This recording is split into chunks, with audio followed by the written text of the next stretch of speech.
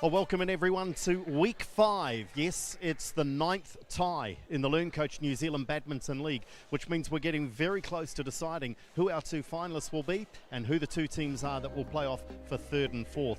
Curious this week as well that we have the top 2 teams playing tonight and the bottom 2 teams playing tomorrow. Joining me tonight is Oliver Layden-Davis. Again, Ollie, this is interesting this week because one team essentially books their place in the final tonight with a win, and tomorrow night, one team will book themselves a place in the bottom 2 with a loss. So it's kind of, do or die now this week, isn't it, for all teams? Yeah, it is, and we're still 1 week to go as well. Yes, it sounds cliche, but it really is do or die for everybody tonight and tomorrow. So it'll be interesting to see how teams approach it. Does there need to change the lineups, that sort of thing, with everything on the line to play for? Are we starting to see desperation? Is it too late to change teams now? Should teams, and give me your perspective from the One Pure Wolves, should teams know their combinations and be sticking to them by now? Yes, they should, but again, the circumstances, I think, dictate whether changes need to be made. Like, you might be in a situation where you need to win 4 matches to get the 3 points, so you have to go for that, spread the risk a little bit more, and put your team in accordingly. And tonight's going to be fascinating because we will see 2 unbeaten singles combinations, and we'll also see some different doubles and mixed combinations. We'll talk about that in a moment or two. But let's confirm that points table for you now. And as mentioned tonight, the Tiger Brokers Tigers and the HeyTour Hawks, they are on top of the table. 9 points for the Tigers and 7 for the Hawks. So clearly 3 points or 2 points for either of those 2 teams, and the worst they can finish then is in 2nd place. So expectations tonight, is there any experimentation, or are we seeing these 2 teams looking to book a place in the final? Yeah, I think 100% right. Just looking to secure that place in the final in 2 weeks' time. So, yeah, again, when you're that far ahead, you're going to play your team accordingly. So look for the 3 matches as well, possibly, especially from what the Hawks lineup that have perhaps gone that way to try and just secure the 3 games as well, and then get yourself into a golden game situation.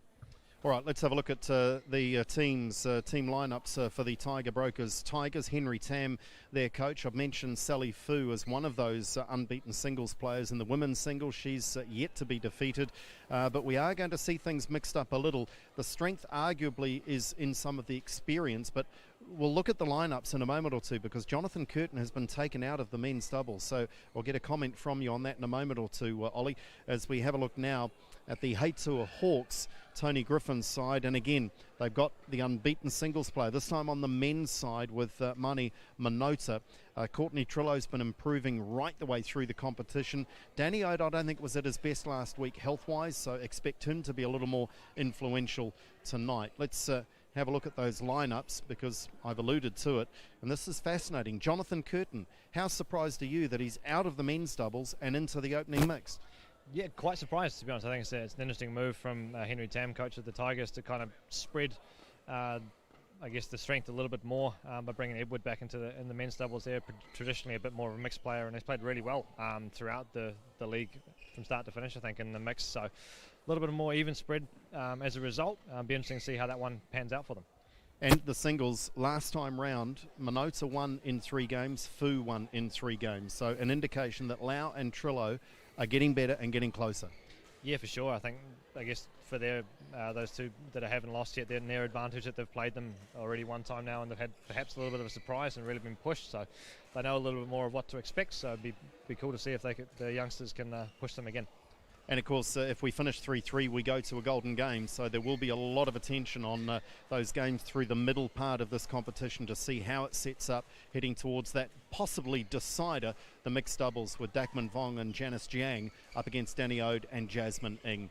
Well, our first combinations are just about ready to head out onto show court. So let's take you there for the opening match tonight in the LearnCoach New Zealand Badminton League.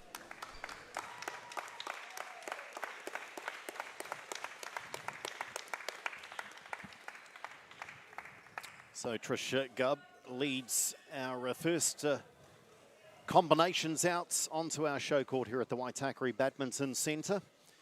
And it is, as always, as you just saw on that lineup tonight, always starts and ends with a mixed doubles. The format for the LearnCoach New Zealand Badminton League. All matches, if you're just joining us, all games are played to 11, best of 3. And the tie is made up of 6 matches. Obviously, if you win 4, you win the tie, and you'll get all 3 points on offer. If it goes to 3-all and you win in a golden game situation, you'll get 2 points, and the loser in a 3-all golden game situation gets 1 point. So a little of the detail if you haven't been with us over the opening weeks of the LearnCoach New Zealand Badminton League. Okay. Jonathan, black or green? Black called. Black it is. Okay. Serve or receive? You're in at a serve. Thank you.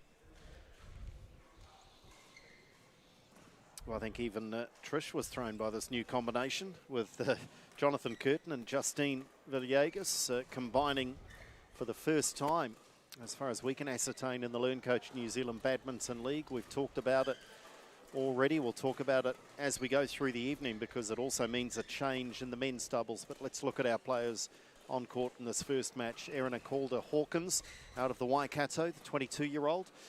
And this combination of Calder-Hawkins and Minota unbeaten. They are 4-0 and will be favourites going into this one tonight.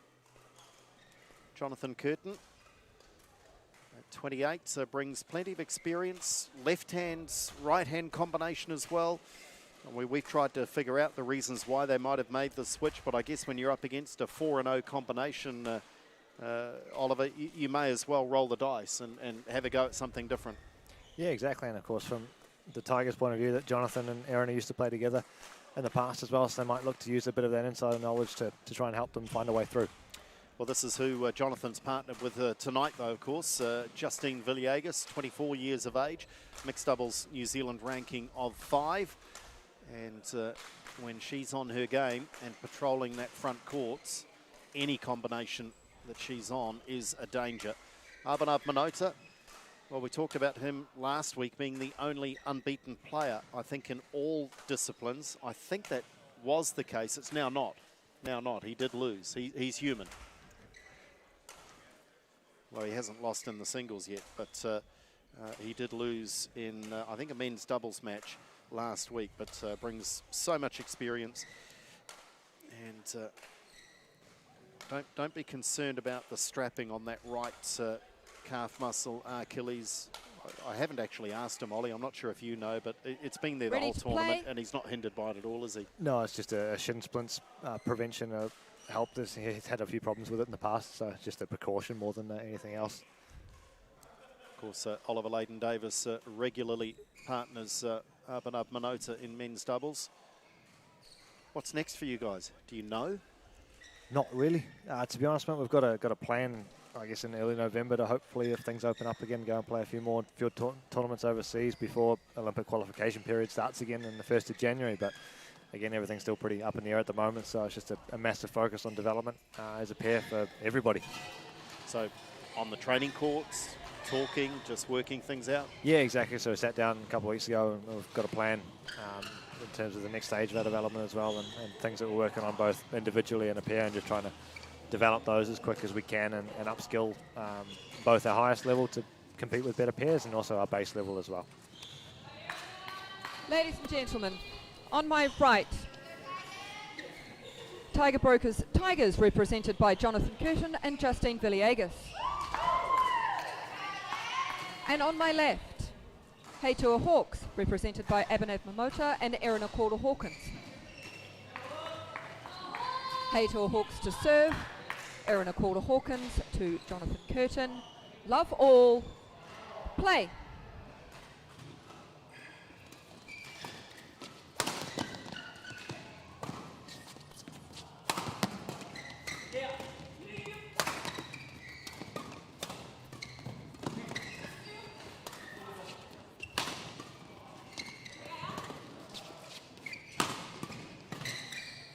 Well, lucky touch to win it.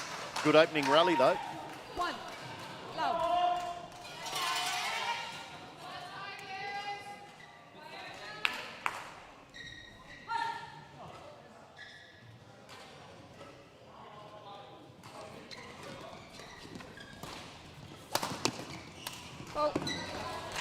conditions very much different. It's a lot warmer, a lot milder tonight than it was last week. So I think a lot more comfortable for the players.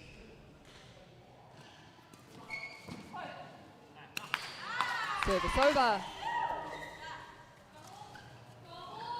1, 2.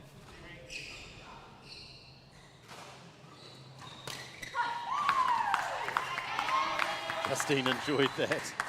2 all. That was a little bit loose. I think she just knows she got away with one.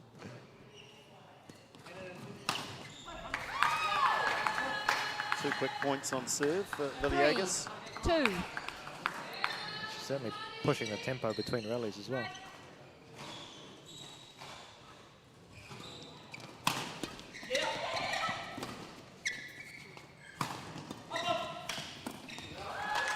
Well, lucky again, but they'll take it. They were on top. They deserve to win the point, no 3 question.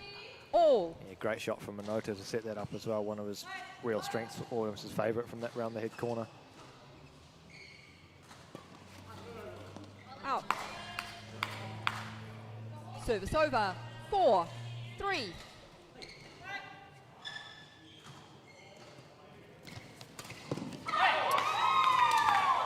I guess Henry Tam at least has the confidence in making this change that these are 2 experienced players, aren't they? It's not like we're talking a couple of teenagers here.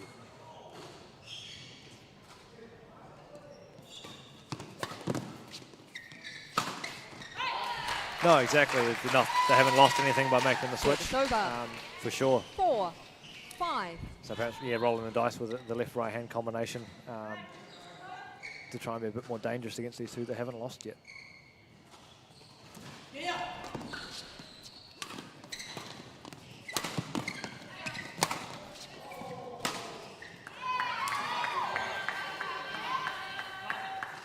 Service over. 6, 4. Henry Tam is one of the more vocal coaches. He's often in between points, instructing, talking, guiding.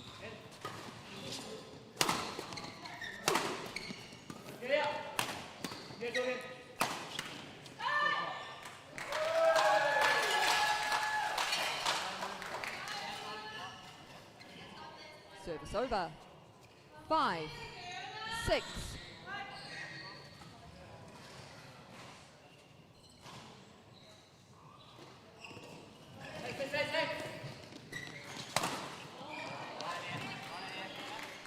Well, there's the 6 all. advantage of a left-right hand combination.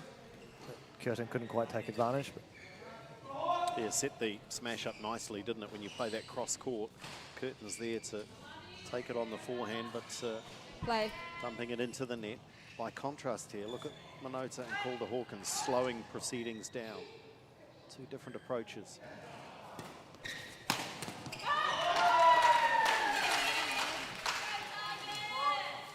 Seven, 6.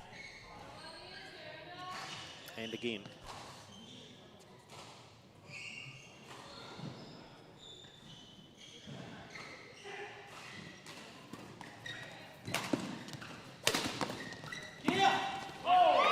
Good combination again. Service over. Calder 7 Hawkins just on her all. heels because of the risk, the power from Curtin. Villegas just dropping that one over the net.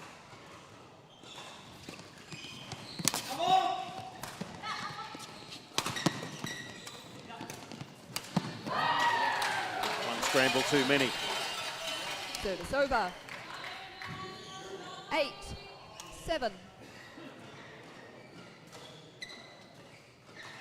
yeah, just starting to see Calder Hawkins be a little more aggressive and stepping forward to try and take the net back.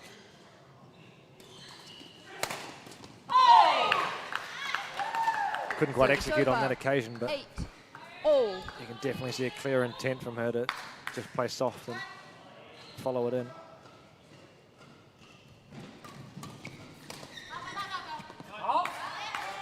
You mentioned that Minota and Calder Hawkins are unbeaten, but on 9, 3 of the 4 8. occasions, they've gone 11-7, 11-7, 11-9 in the third. So they've certainly been in some tight situations.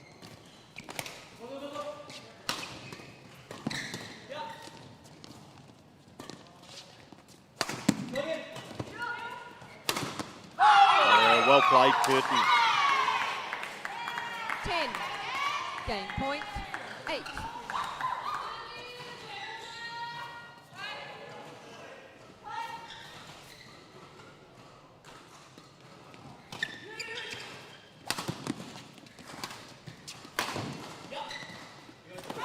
Well, the Hawkins taking control. Both Service partnerships over. showing really good combination 9, work. 10.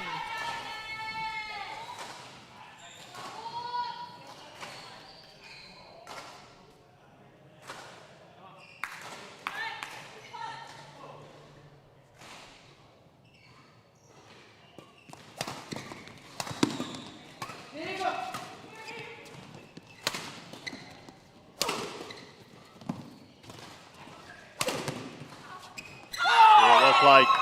Well played, the Tigers.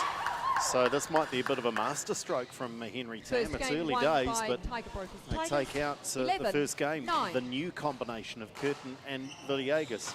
Very evenly balanced, though. What did you see? What did you like from the Tigers? Yeah, I think they did a great job of not lifting too much and spending too much time in the defense, especially with someone of Minota's quality on the other side, like the way he controls the rally from the back line. Once he has the lift, it makes it really difficult to turn the attack back again to get it back for yourself. So they did a great job of that. Again, good job of staying early in the midcourt as well. Villegas not afraid to take on, call the Hawk into the net as well and keep it there, but just a little more error-free as well, and they took the chances when they had them on the offense. Also reminding you of the points table with the Tiger Brokers Tigers on 9, HeyTour Hawks on 7, and then you have the Huawei Dragons and the One Pure Wolves on 4. So with 3 points, the maximum you can get for a win in a tie. Any points tonight for the Hawks puts them clear of the Dragons and the Wolves. Tigers are already safe and sound. If my maths is any good, they're already safe in the final. They're going to be in the top 2 already, by my reckoning. Am I right? I hope I'm right. I hope I've figured that out right. But regardless, between these two teams, a win tonight, they really do extend and give themselves every shot of playing for the majority of that $15,000 prize money. If you lose, you get caught up in that Second race, game. don't you, with the other teams Love chasing all. you. Play.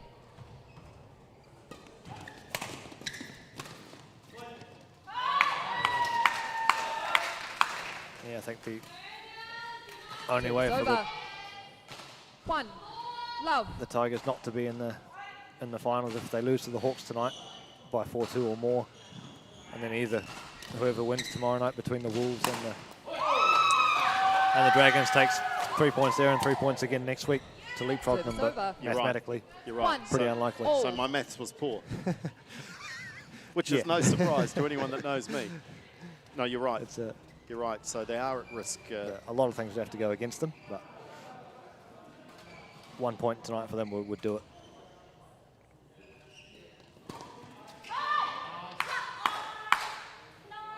Let's just safely say that the winner tonight. Couldn't see it. You were Is, between me and the shuttle. Oh, there's confusion here Sorry. over a line call. Cannot correct anything I can't see. And Service over. Trish said it. Can't correct it if she hasn't seen it. With the player 2. in the way. 1.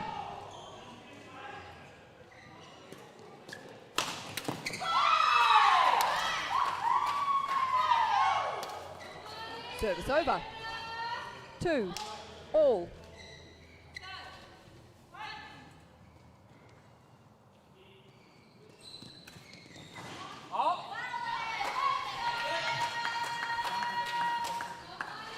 Three, 2.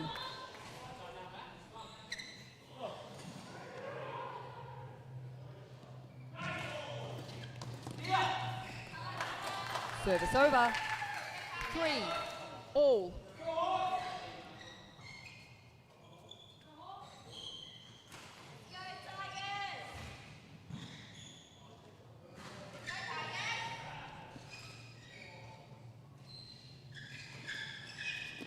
Out.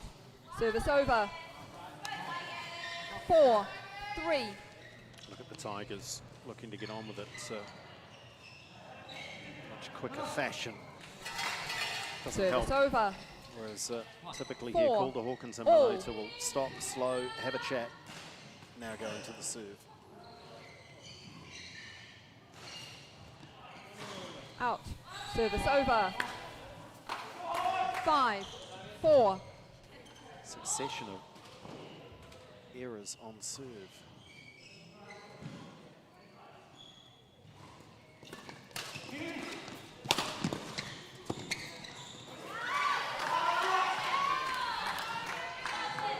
Six, 4. Timeout from Tony Griffin. You right? So the timeout card is being waived. Time out. HeyTour Hawks. Of course, the coaches have one timeout that they can play per match. And having already lost the first game, I think Tony's jumped in pretty quickly here, hasn't he, to try and halt the momentum of this one at 6-4 to the Tigers. Because any increase of that margin would be critical at this stage of the match. Yeah, agree. And also I think that the way they've been losing their points in the first half of the second game, just a couple of uncharacteristic mistakes, I think, from both players, and they haven't really been 6-4. Play. able to be on the offense that much. Yeah, and it's another mistake like that. They're just not dialed in, are they? Service 7-4. mistakes, simple unforced errors. Remember, this is a combination of the Hawks that are unbeaten. Service over. 5-7.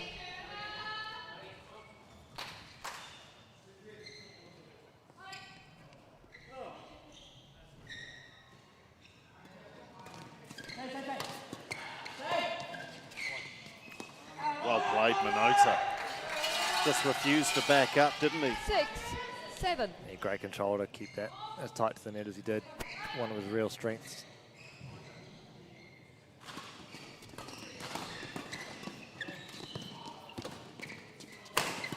And again, Minota lifting into what he Service typically over. thinks is going to be the backhand 8, corner, but Curtin's 6. there with the left hand.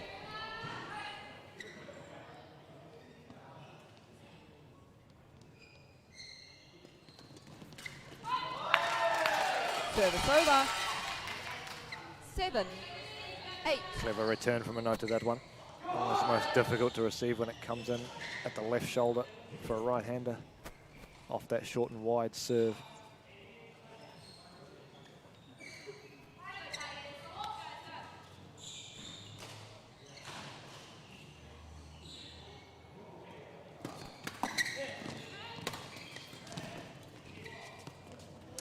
Well, again, in that rally, just keep an eye on 8.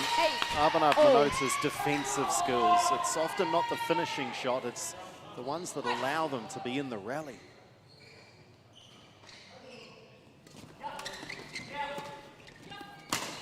And then he lets me down. Service over. 9-8. You see it in his men's singles game as well. He's really good at not opening himself up to be attacked, especially in that, and it transfers well over to the mix too.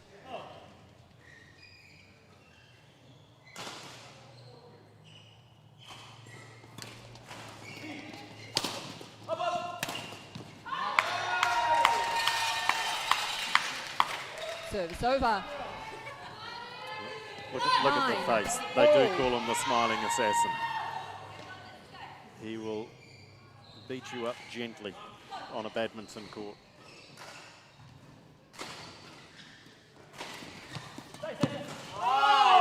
Okay, match point. Service over. 10. Match point. 9.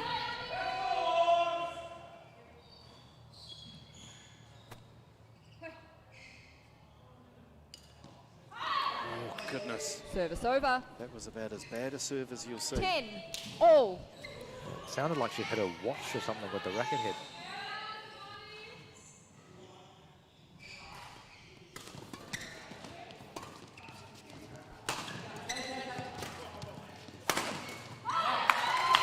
And it's turned around as quickly as that. Game point now for the Hawks. 11. 10.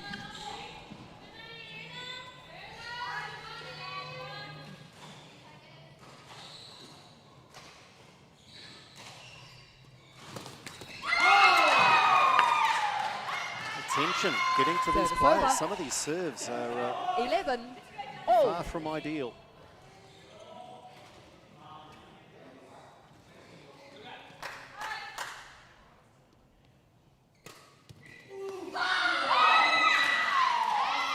Wow. 12-11. That was the opposite. That was a brave and well executed serve.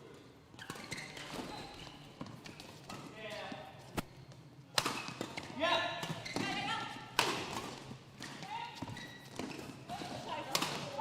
the Hawks did well there, didn't they? Because they got caught Minotaur at the front, called the Hawkins at the Service back, over. but they adjusted. 12 all. Yeah, I think Minotaur took the risk, but he did know exactly what he was doing. The control that he had to place that one on the midcourt as well.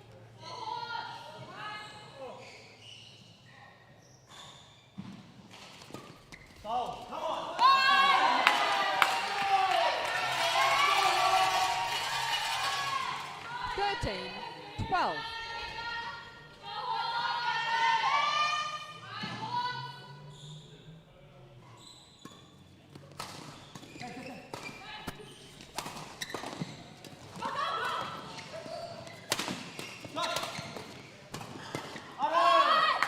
Oh, wow. Those angles from Minotaur are something special. And they dig themselves out of a Second hole, game having won by faced the a couple HeyTour of match Hawks. points. They level it up at 1 14-12. apiece. 1 game all. So another very close game. Good match, isn't it? Yeah, it's intriguing, I think. Danger time a little bit for the Tigers now, the way that Minotaur and Calder Hawkins are playing towards the back end of that second game.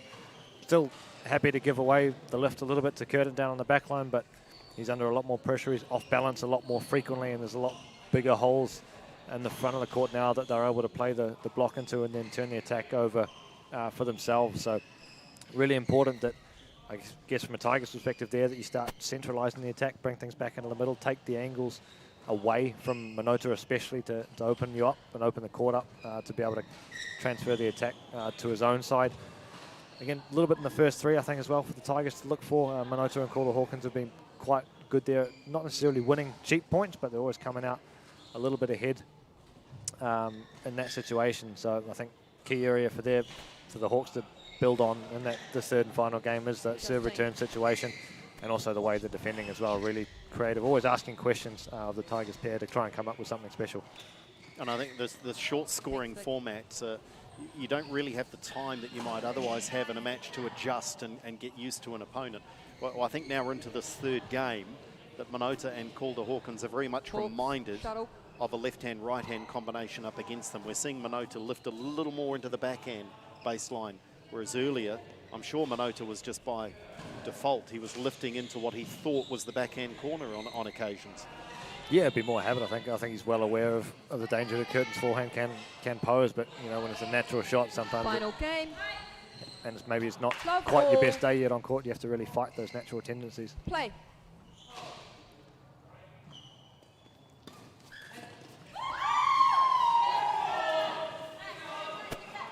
Service over. 1. Love. See if Villegas has got rid of the wobbles on the serve. No. There are some nights when Service it over. just won't work. 1 all.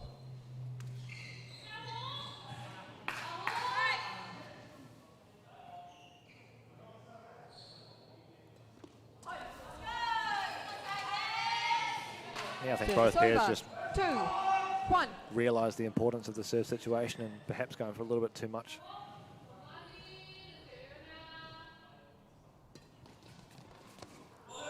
Three, 1. Good. Sorry. Must have caught just the finest fraction of the line.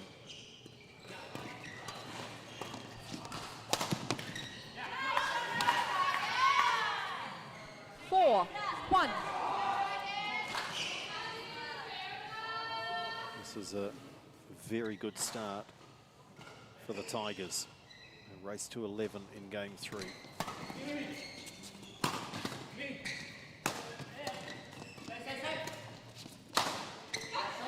And Not only Service is he over. playing all the shots, he's barking the instructions as well.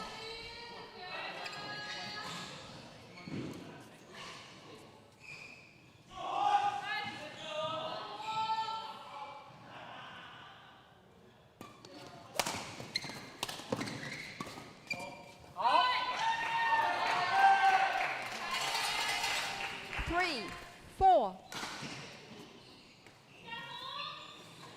You just sensed it. Minota beginning to take control of the match in these last couple of rallies.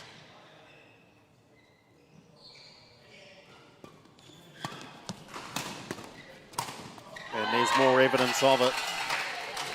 They do draw level though, so still 4. very tight in this 4. third game. Erina. Minota broken a string, I think. Did you go through a couple last week, Ollie? I mean, how often would players break a string? Oh, if it's in the middle where it's supposed to be. If you use one racket every day for a couple of weeks, probably tops 10 days.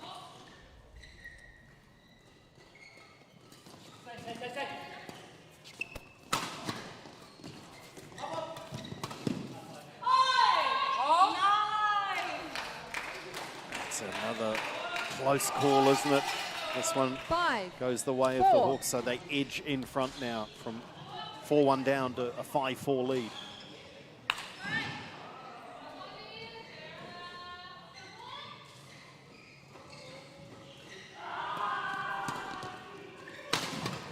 Minota again. Yeah, it's a clever serve, that one. 6. 4. He knows that he plays a good flick down the tee when Villegas is on that side. It's going to come back there on that half of the court 95% of the time, so great anticipation.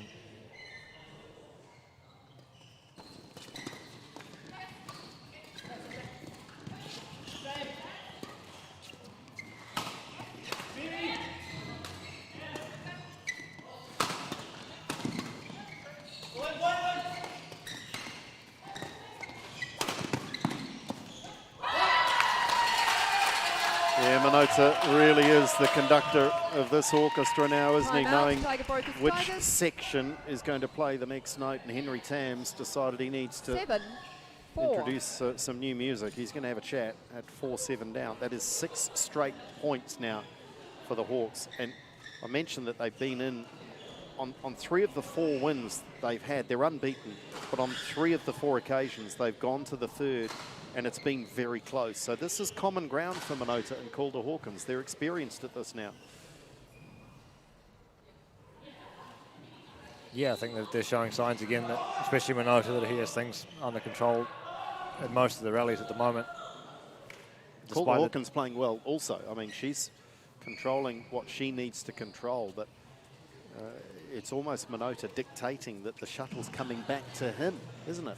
Yeah, and I think Calder Hawkins' movement plays a big part of that. Like, she might not be 7, hitting that many 4. shuttles at the moment, but where she positions Play. herself on the court takes options away for the Tigers pair.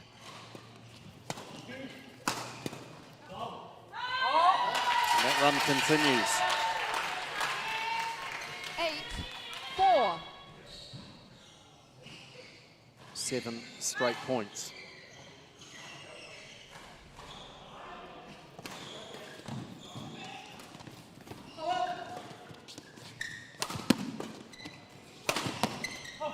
Well played, Curtin.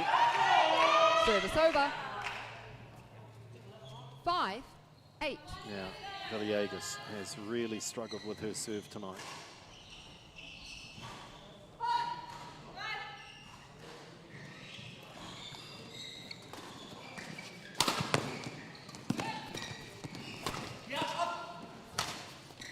Oh, right down the middle. There's a little bit of a chuckle, but Service over. it's so often a good spot to hit the 9. shuttle, isn't it? 5. Yeah, I think the chuckle, because the contact was not the cleanest from Calder Hawkins, and she knows it too. But just completely died after impact and slowed right down. But yeah, great placement.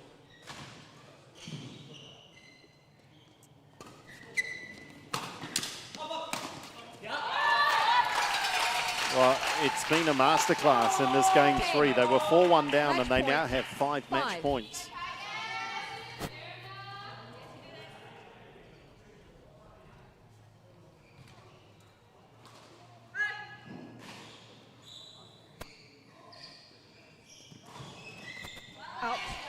Service over.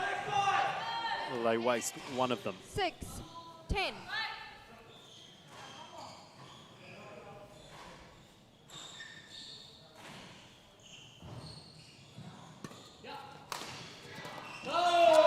Indecision, and Curtin's angry. Gee, they started this match so strongly. It's all in good spirits between these players. They know each other very well, but there will be a degree of disappointment there from the Tigers that they didn't win a new combination, Curtin and Villegas, and when they won the opening game, it looked to have been a masterstroke, but they Match just won can't be by beaten. HeyTour Minota Hawks, and Calder Hawkins, they carry 9-11, on. 14-12, 11-6. Yeah, I think they've shown their class throughout the entire league of being able to figure out oppositions and play accordingly, and they've done a great job of doing that tonight, and certainly showed their class in that third game. From being 1-4 behind, it was a really dominant and accomplished performance from Calder Hawkins and Minota. Calder Hawkins especially positioning herself really well and in the front of the court and able to control the rally and set up for Minota to control and from the back line as well, and then work the shuttle down from there. So really great performance from them. Curtin and Villegas, valiant effort as well to push them to 3 sets as they did and get off to such a great start. I thought they were really in with a chance there, but Minota and Calder Hawkins just too good tonight. They're with Andrew for their comments now. Thanks, Ollie. Gee, I thought you were in trouble there, guys, after that first game, and then 4-1 down in the third. What happened? You just flicked a switch and rattled off 7 straight points. Oh, I don't even know what happened, to be honest. Well, I don't even remember who was serving, but yeah, we got straight 7 points from there, and then yeah, but I think we changed a bit. We put the pace up, and then yeah, and I took quite a few shots from there, and then made my life a bit easier. And then yeah, so she was pushing it in, and I was looking just at the back. So I think yeah, that's how we got the points again. Yeah. Was there anything in the new combination that you were facing? You know Jonathan pretty well, don't you? Regularly playing with him, but was there anything different that took you guys a while to settle in? Yeah, I think it was me. I felt a bit tense, to be honest. And I think it's when you're playing really good friends, it's kind of like, oh, you know, good shot, but you kind of need to treat them as you want to win, you want to get the next point. So yeah. A bit of the smiling assassin was rubbing off. You were far too friendly. You got to get a little bit angrier. It's never going to happen. It's never going to happen with this guy. Well done, guys. Good start, and you stay unbeaten in the LearnCoach New Zealand League. So well done. We'll let Mani go because he's involved in the next match. It is the men's singles coming up next here at the Waitakere Badminton Centre.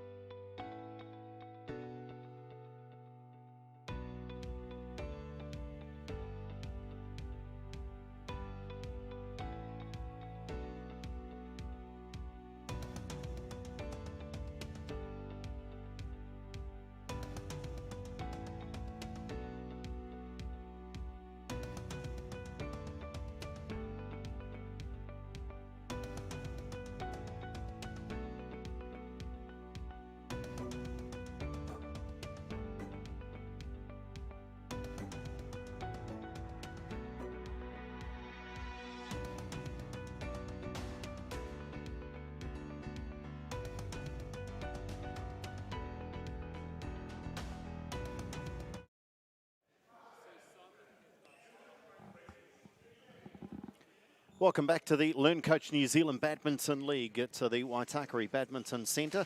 As we've already seen, the Hawks get away to a winning start over the Tiger Brokers Tigers, with Apana Manota and Erina Calder-Hawkins winning in 3 games over Curtin and Villegas. So confirmation of that 1-love lead in the tie. Remember, 6 matches make up the evening, so if they can get to 4, they will take the maximum 3 points and leapfrog the Tigers into first place. Confirmation of the playing order: women's singles, men's doubles, women's doubles, and we'll round things out with that mixed doubles. But up next, we welcome our men's singles players onto our show courts.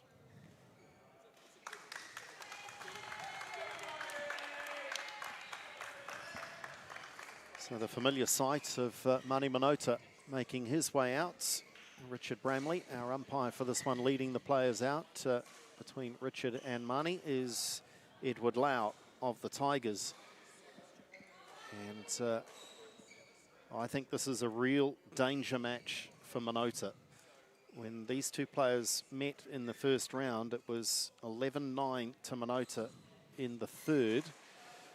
And I think Edward Lau will be pretty keyed up to get a scalp here.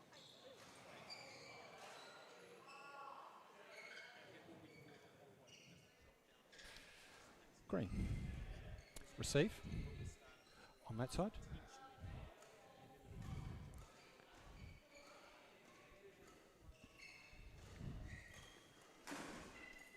It was interesting. I think, am I right, Ollie, that last week your decision was to deprive Edward of his favoured side? And we saw it there. Edward loves this side of the court. Yeah, he does. I didn't really pick up on it until just before the match last week, so there was no real preference for me. I just thought maybe something he didn't like. So we'll go for that. Maybe it's a visibility thing. I'm not 100% sure. I have to Might be ask him. superstition. We need to talk to him. Maybe he always wants to be on this particular side of the court. From the umpire's chair. Edward Lau, 19 years of age, is ranked number 1 in men's singles and mixed doubles. But it's fair to say there's intense competition. In fact, I think you probably have to go back some ways to find as good a competition for the number 1 ranking in men's singles in New Zealand when you think of Manota, Lau, Oscar Guo. There'll be others that fancy their chances too, but those are the big 3. Is that fair? Yeah, exactly. You're looking to go back probably 10 or more, longer than that, 15 years now, when you had the likes of Jeff Bellingham and John Moody competing against each other throughout those mid-2000s. So Manota does have an international singles ranking, world ranking of 113. So that's why I say the singles ranking of 2 at the moment for Manota might be a little misleading. And he is unbeaten in this competition. And as mentioned, was a winner over Lau, 11-9 in the third the last time they met. There's even competition in the warm-up here. Neither player wanted to lose the rally Ready in the to warm-up.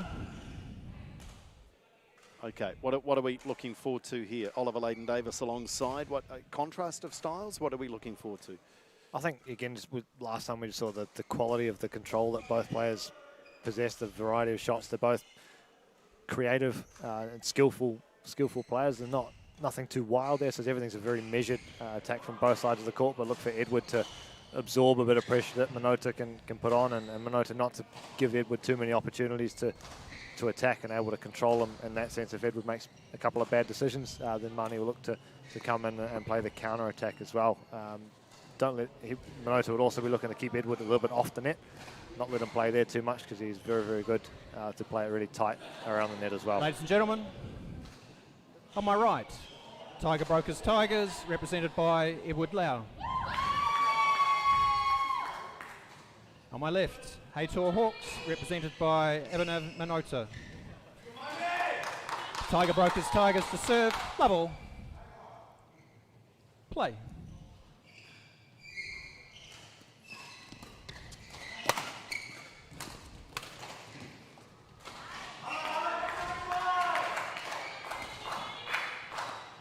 One, love.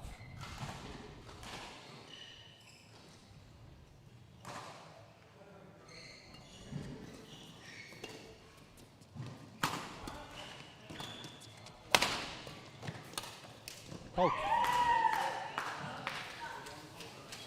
Lau certainly in the opening two rallies looking to Love. be very aggressive, attacking through that mid-court.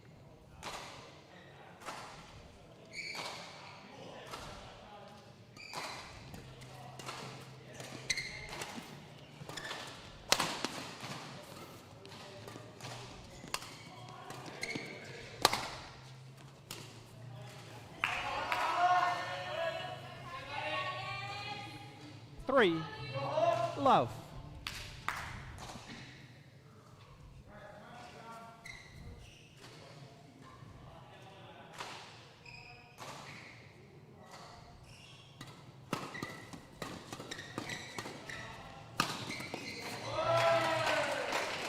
This pressure built up in the end too much, and It's over. Minota's on the board.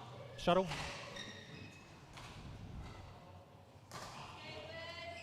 1, 3.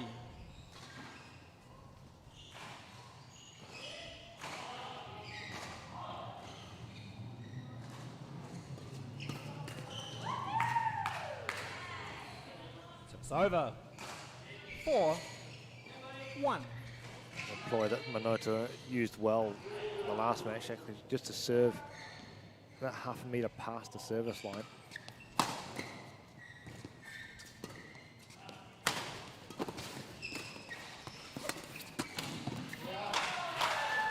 Great control through the entire rally from Minota there, but just means that Lau's not able to play 2, 4. the tight net shot off the returner serve as he makes contact a little further away from the net. It makes it really difficult for him to play tight and just invites him to play a little bit flatter into Minota's racket.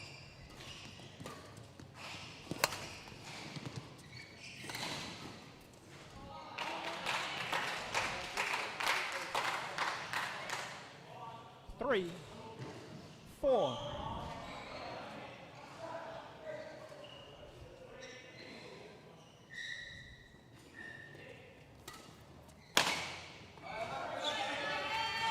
He's a little bit impatient, which is not 5, typically the Minota game. 3.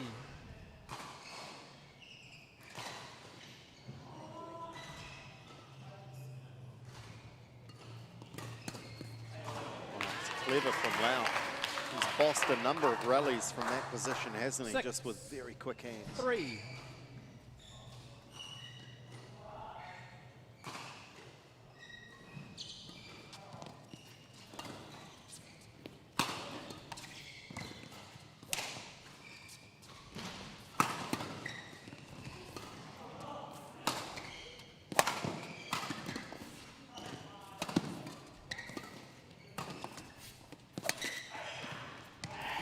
Very cleverly played. Good badminton from both players. It's over. 4, 6. Yeah, nice variety from Minota, especially in that rally.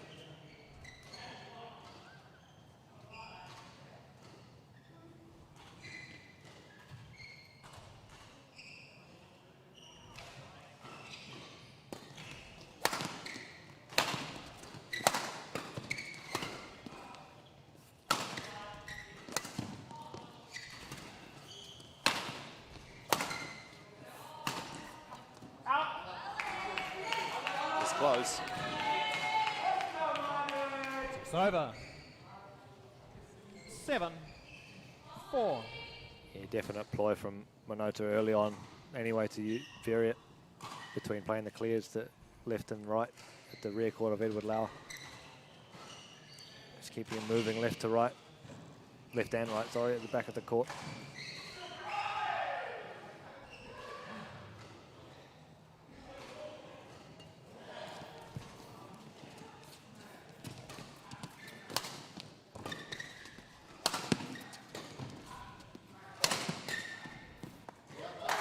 That is very good. Lau was in control of that rally right until that last It's shot. over. 5, 7.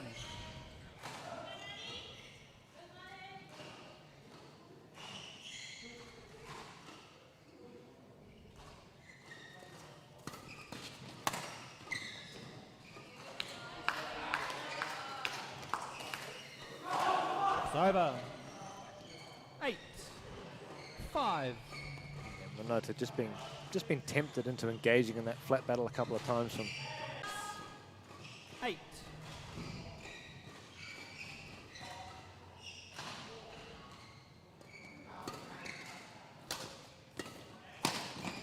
And again, just snatching a little at a relatively easy shot by his 6. standards.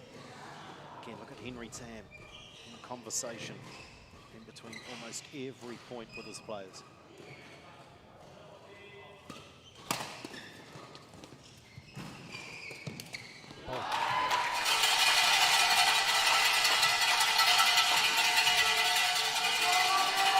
Over. 7, 9.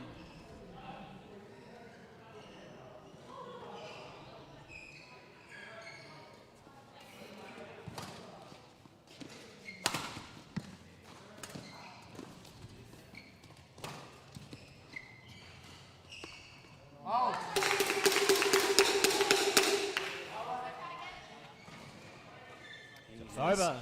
very much being 10. dialed in. Game point.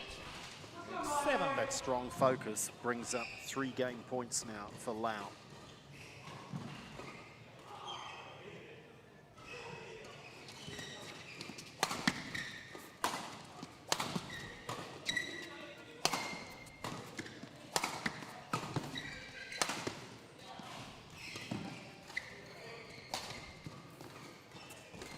Yeah, and well played, Edward Lau. First game won by Tiger Brokers Tigers. 11, 7. Minota is 3-0. Hasn't played all 4 singles matches. Ryan Tong was subbed in to play singles a couple of weeks back. But Minota has been unbeaten.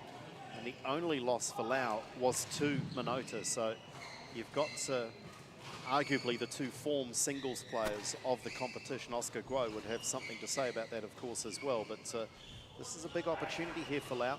I like the way that he's very focused and appears to have a very strong game plan, and the execution's been superb. Yeah, he's been, like you said, dialed in is probably the best way to describe it from the very first rally here, and he's got a good opportunity against Minota tonight. If he keeps playing the way he is, he's not giving anything away. Really disciplined and measured in his attack, and he's taking his opportunities when he has them at the net. Helped, of course, by a couple of mistakes from Minota in that first game that are uncharacteristic from his racket. Can't help but wonder a little bit if that recurring shoulder injury is just hampering him a little bit. Especially with the way he's just missed a couple of smashes from the back line. I know he had some real trouble with it at practice earlier today. I'm sure he won't mind me saying. And he's only playing the 2 matches tonight. So in previous ties, he's played 3 matches, played mixed singles and men's doubles. But tonight, just playing the 2. So that perhaps also an indication that he's not been at his best today. Hasn't reached for it, hasn't grabbed it at any point so far tonight. From my understanding, seconds, this morning was slightly different from seconds. the problem he had in the past couple of weeks. This is more of a neck spasm as opposed to the shoulder injury that he's been dealing with. Yeah, but likely all related, isn't it? You start to have issues there, yeah. but hopefully he's been able to sort that with Second some game. physio today. Level. He needs to fight his Play. way out of a tough spot here.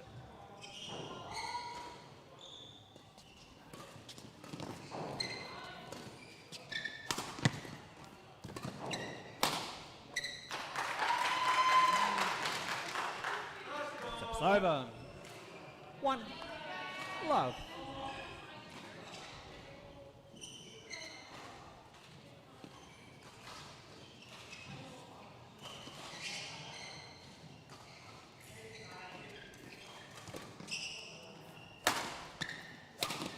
Oh, well, that's Minota at his best. 2, love. Yeah, great angle, great footwork and leg speed to get up as early as he caught that.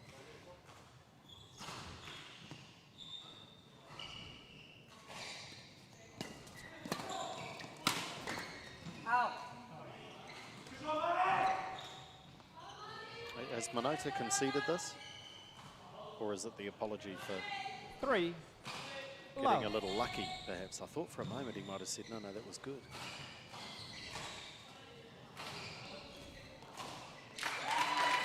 Perhaps, if anything, he was actually just confirming the 4. call. Love. Good response, though.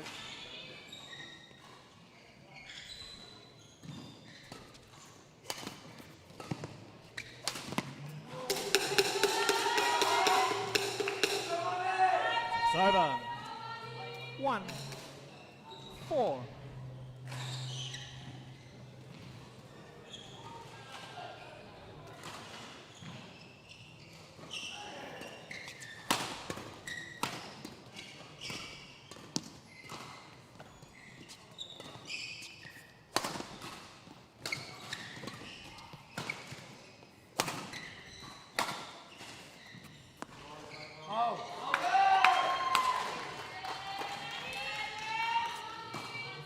It's over. Certainly breathing heavily 5. here, Ollie. Looks 1. to be quite exhausted.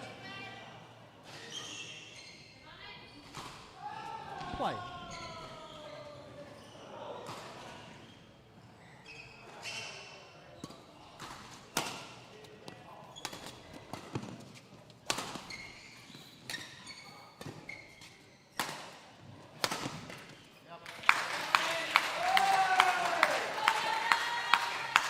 Tony Griffin, the coach, leading the applause. 6. 1.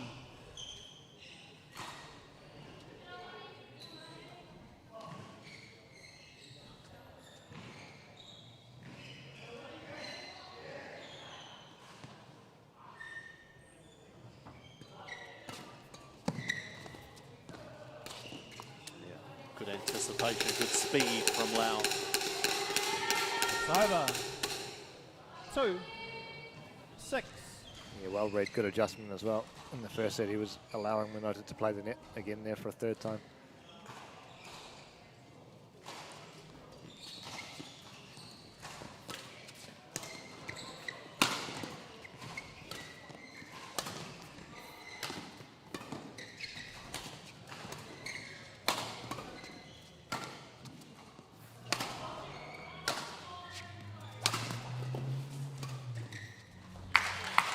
He's not a player renowned for outright power, but when he needs it, he just dials up that extra 10% seemingly without any effort.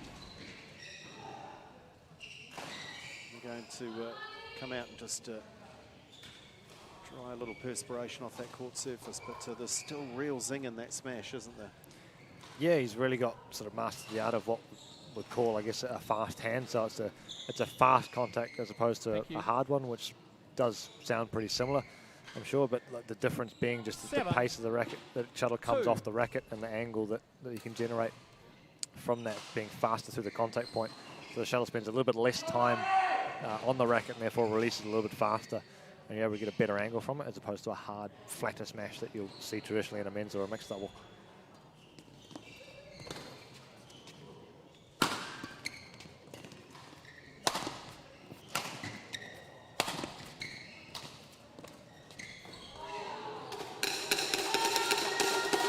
Over. 3. 7. It's quite the conundrum here for Lau. How much energy does he expend here? And I'm sure he'll use up plenty, because at some point you think we're going to a third game.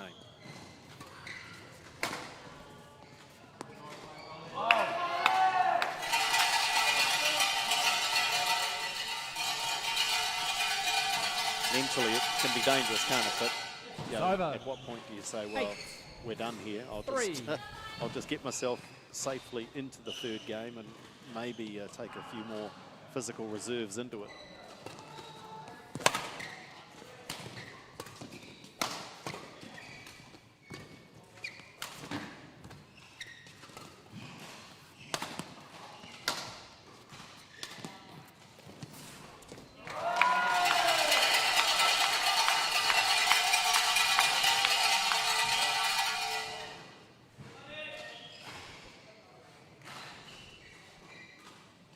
9-3. Both players are working hard, aren't they? Minota, of course, backing up after the mixed.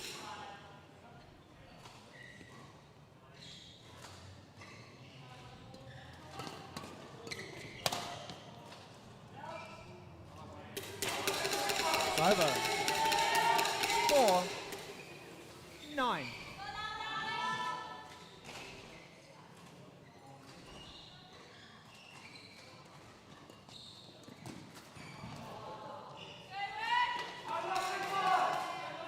Five, 9.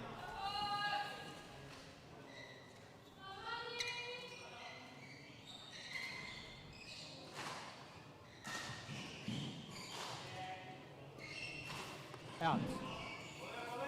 Driver. 10. Game point. 5. 5 opportunities now for Minota to level it up at 1 apiece.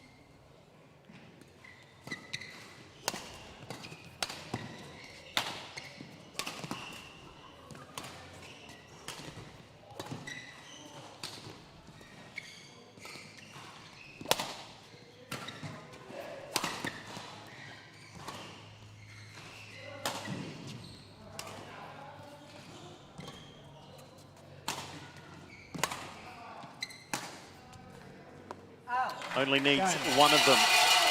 So, as has been the nature of so many matches in the LearnCoach New Zealand League, we will go the distance. 11-5. And Minota maybe stepped up a little there, but if anything, maybe Lau just wasn't able to quite maintain that high level of expertise from game 1. Yeah, I think we saw a combination of both. Definitely the easier mistakes that we saw from Minota's racket in the first game were not there in that second one as well, and a real effort from him to change it up a little bit instead of using the power in his attack to go for the cross-court slice from both the forehand corner and round the head corner, both in the rear court, and attack Lau with angles as opposed to the pace that he used in that first game as well. So a little bit of a tactical switch there from him that I think paid off really, really well, and look for Lau to perhaps adapt to that, bring his base a little bit further forward in this third game, which will give Minota again the space to use the clears in behind him. So interesting tactical battle going on between these two at the moment. Of course, the Hawks are used to leading 2-love in their ties. Typically, Minota, they've won their mixed with Calder Hawkins, then he's gone and won the men's singles. So they're used to being 2-love up. So anything other than that, and their comfort levels just shrink a little, don't they? So they'd be expecting Minota to win this. As good as Edward Lau is, I'm sure they've banked on being 2-love up in this tie.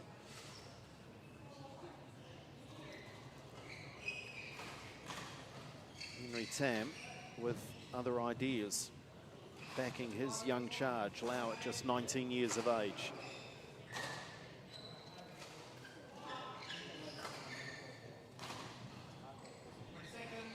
To be fair, Henry still looks like he's about 21. Played for New Zealand at the 2010 Commonwealth Games in Delhi, did Henry Tam.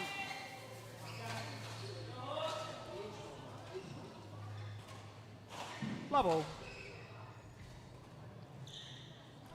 Play.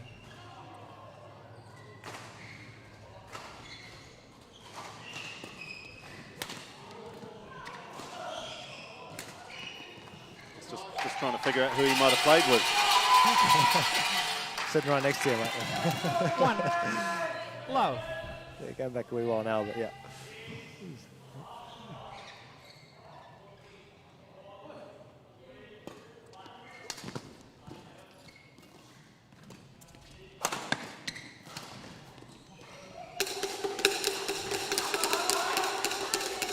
Oh, that's a rarity. Over.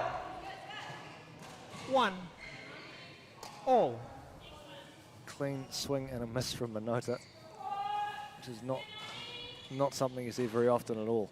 Well, on a golf course, Ollie, that would mean top shelf. It would mean shout the clubhouse. Can we go there in badminton? I reckon we can.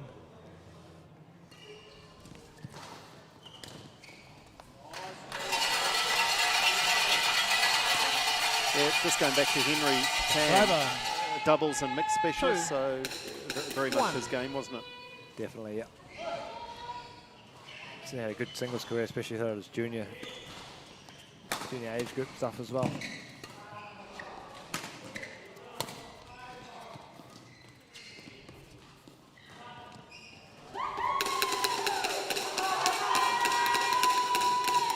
It's over. 2 all.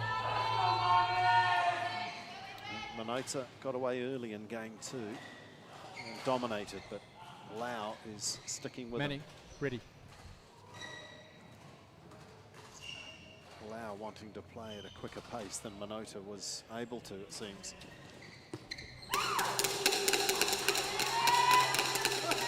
Of course, there is creeping back in. Two. Minota.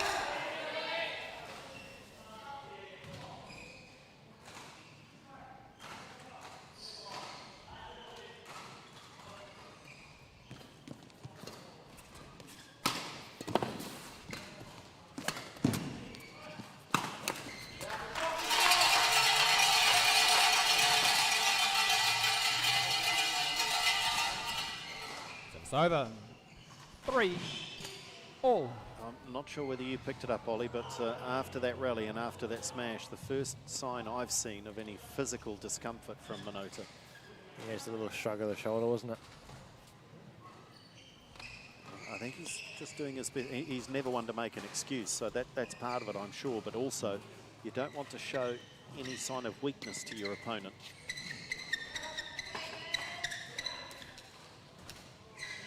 Edward, don't take your towel with you. Thank you.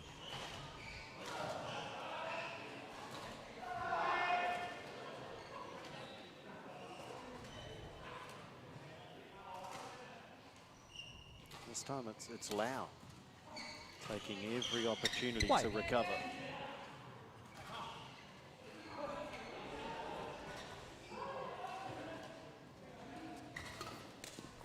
Good return, just into that non-racket shoulder. It's over. 4 3.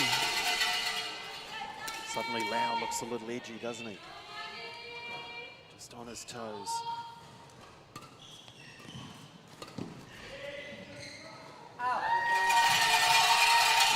He's always quite the fidget. He's always moving.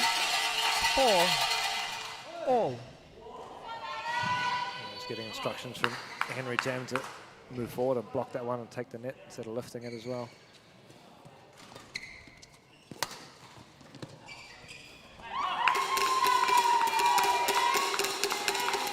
Over. 5 4.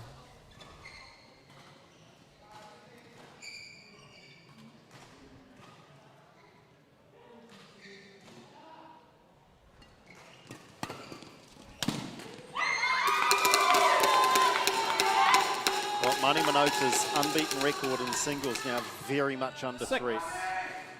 4.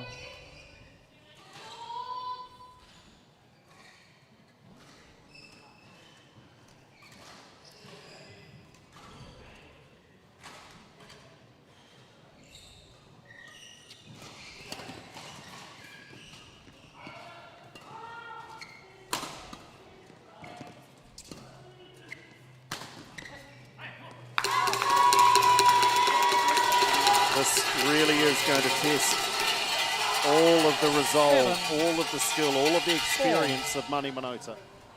And I think Minota called timeout. I Timeout. think as he wandered HeyTour back, Hawks. he said, let's have a chat, Tony. He just wanted to call a halt to proceedings, get a drink.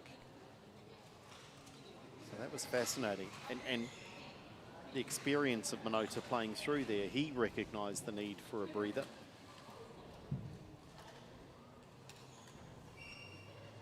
And again, just looking, we're looking at Mani's back, but early on in this timeout, I think he was doing as much talking as Tony Griffin.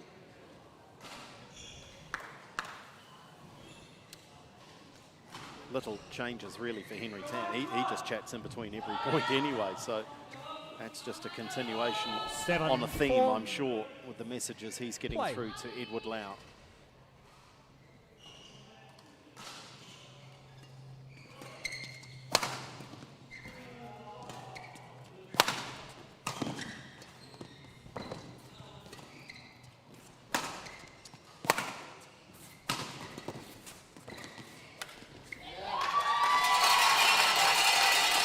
patience from Minota. It's over.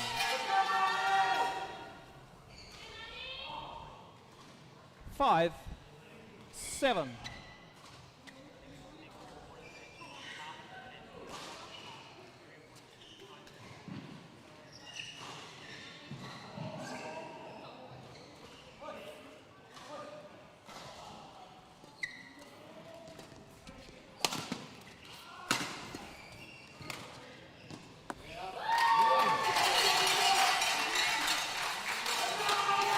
He's had a lot of success in that 6, corner 7. of Edward Lau has Abhinav Minota throughout the entire match. Especially when he doesn't play it there directly. If he just holds it a little bit, whether it's from the clear or from the front of the court.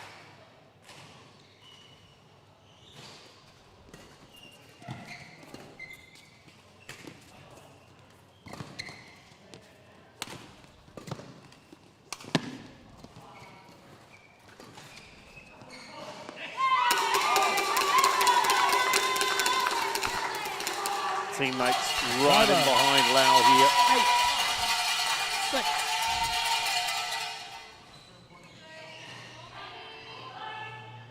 Again, it's a constant dialogue from Henry Tam.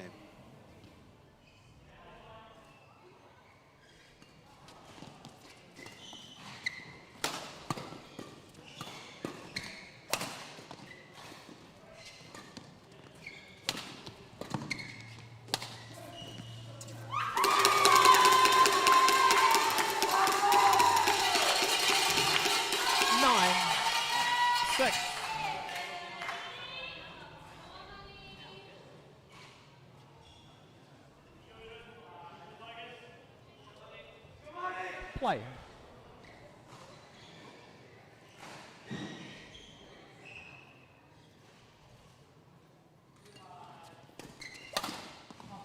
Oh, and that brings up match points. Well, 10. Match point. 6. catch the net and get the drop at any time is very much in your favour, but to bring up match points, Minota has not been beaten in singles so far in this league.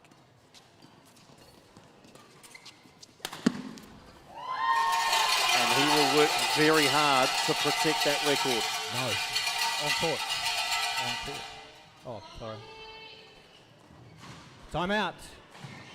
Tiger, That's me. Brokers, Tigers. Henry Tam, that's really interesting. He must have seen something to call a timeout with 3 match points. He just wants to calm Edward down here a little, maybe.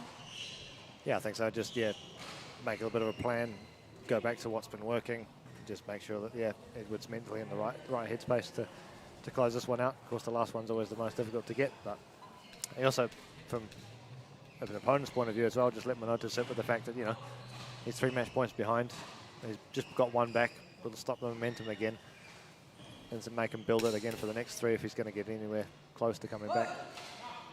7, 10.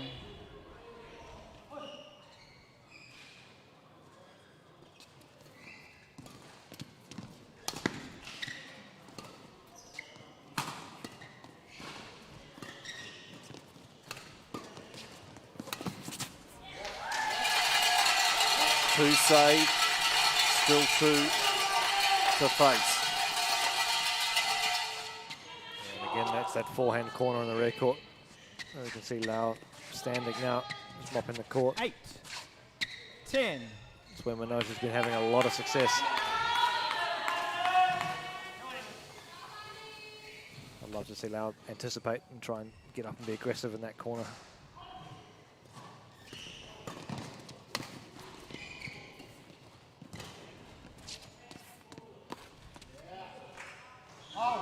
He's called it out. It took a long time for the call, and it is supported by Richard Bramley. Minota can't believe it. Minota cannot believe this. And he still now shakes hands, but he took a long time to accept that call. and it did take an eternity to be made. Match won by But for the first Tiger time, Brokers Tigers. Abhinav Minota has been 11-7. beaten in the singles.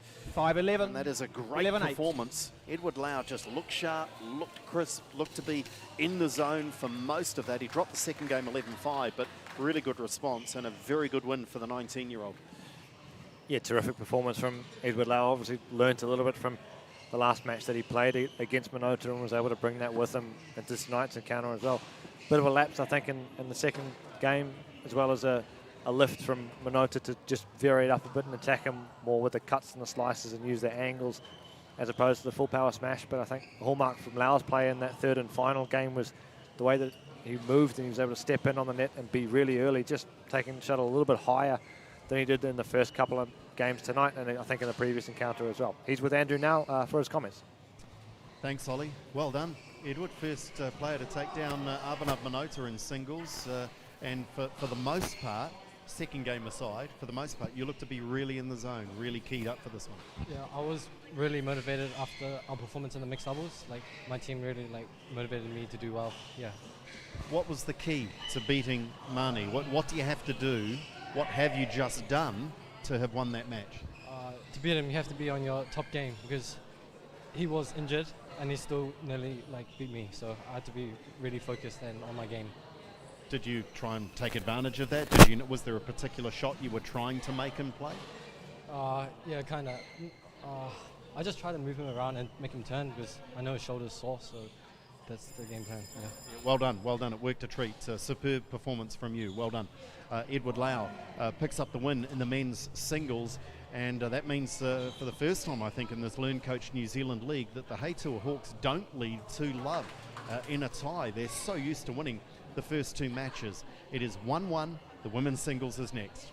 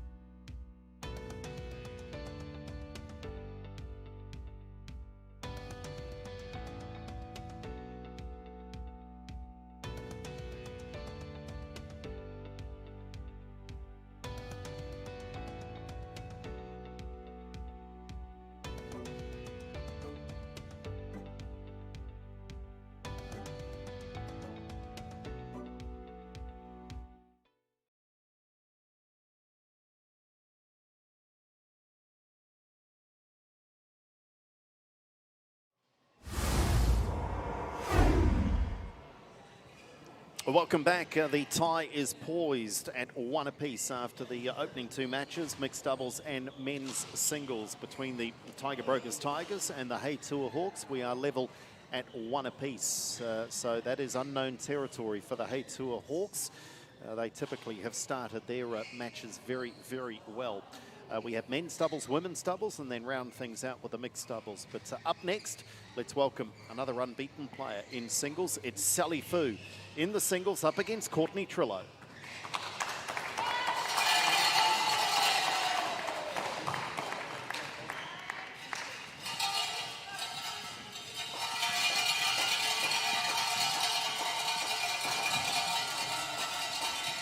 Vic Kim, our umpire for this one. Trish Gubb is the service judge.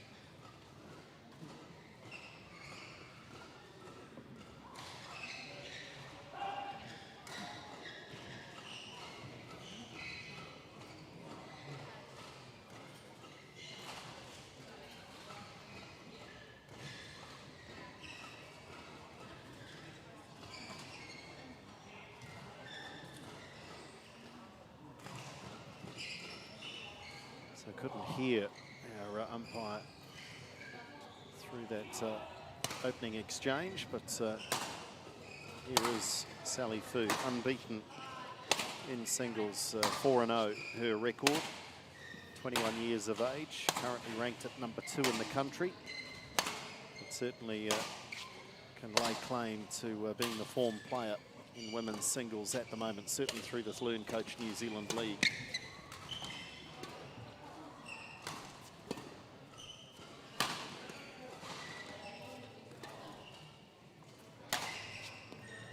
Pushed to 3 games on 2 occasions, and on one of those occasions it was this player, Courtney Trillo, lost 11-7 in the third when she played Sally Fu in the second round. And real contrast here, isn't it? Sally Fu likely to finish points a little more quickly. Trillo would want this game to go and rallies to go longer and longer.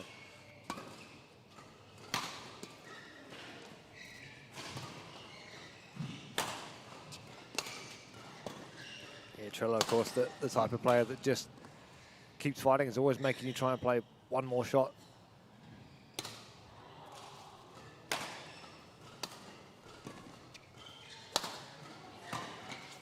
Certainly seemed to start the LearnCoach New Zealand League with a few nerves, and has visibly improved. And by that I mean in her general demeanour, not just with her badminton, but she looks more comfortable, looks more than happy to be in this environment. And for some of these players, coming into live television, cameras, interviews, it can be a little different, a little daunting. But I think she's very much settled now. And all the better for the earlier matches is Courtney Trillo, Counties Manukau, the 24-year-old.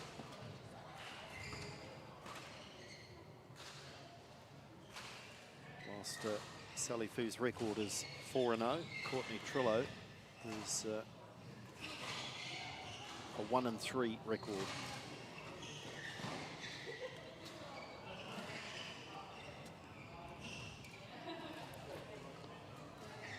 So the tie evenly balanced. On my right, Tiger Brokers Tigers, represented by Sally Fu. And on my left, HeyTour Hawks, represented by Courtney Trillo. Tiger Brokers Tigers to serve. Level play.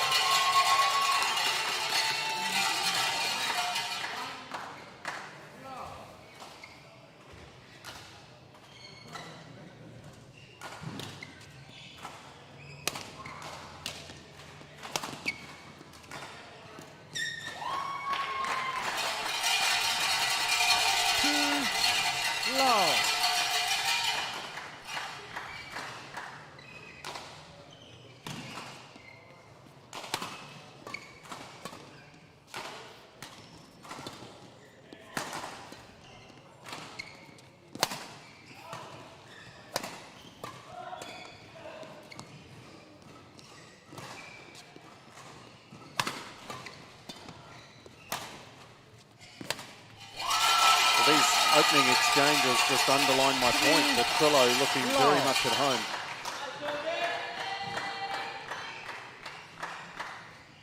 Yeah, I think she's developed a lot more security in her own game, especially as these weeks have gone by.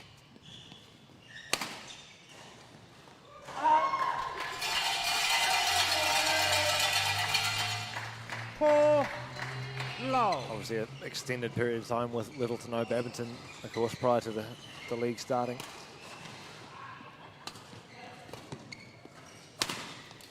Hold. Service over. 1, 4.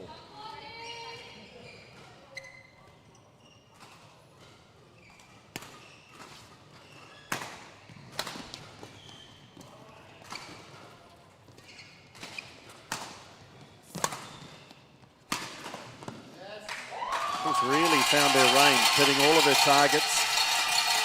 Service over. 5, 1.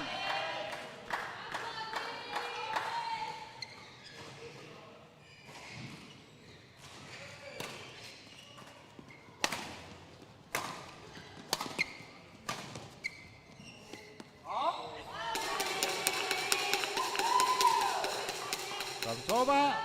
2, 5.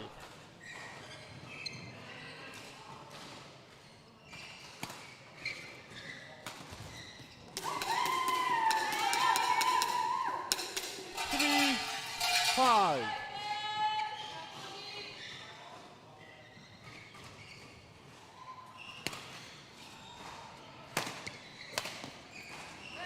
Sally Fu now starting to match Trillo for that accuracy. 5.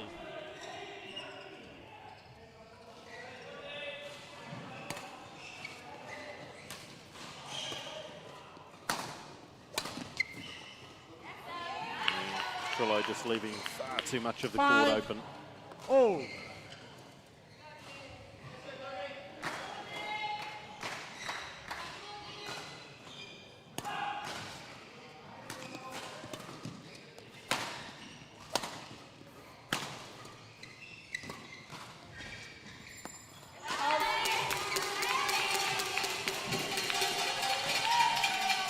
Six, 5.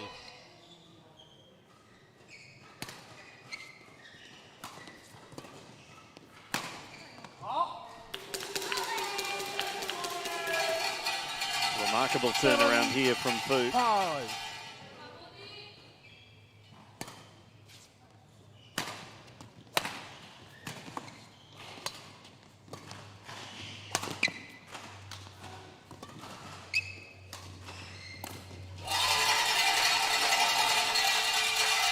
Service over.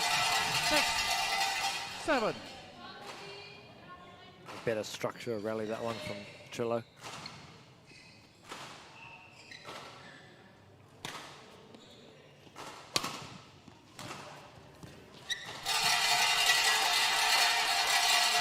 Of course, Fu's some troubles in this area of the court, hasn't she? Just bringing Fu forward onto that forehand.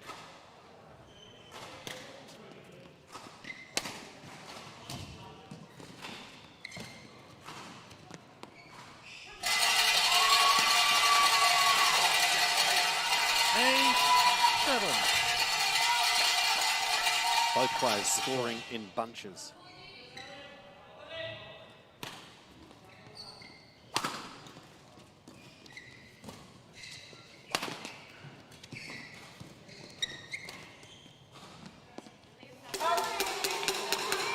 A bit too long, but I like that from Trillo.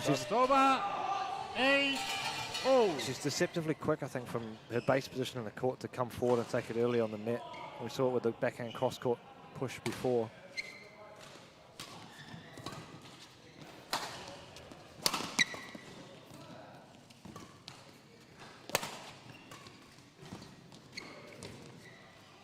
Oh, wonderful get from Trillo. Service over. 9, 8. Yeah, good example over there. Because of that speed forward, she's able to sit just a little further back with her base.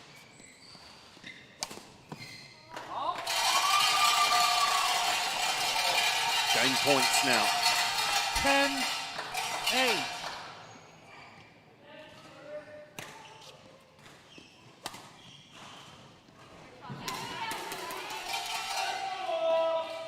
Service over. 9-10.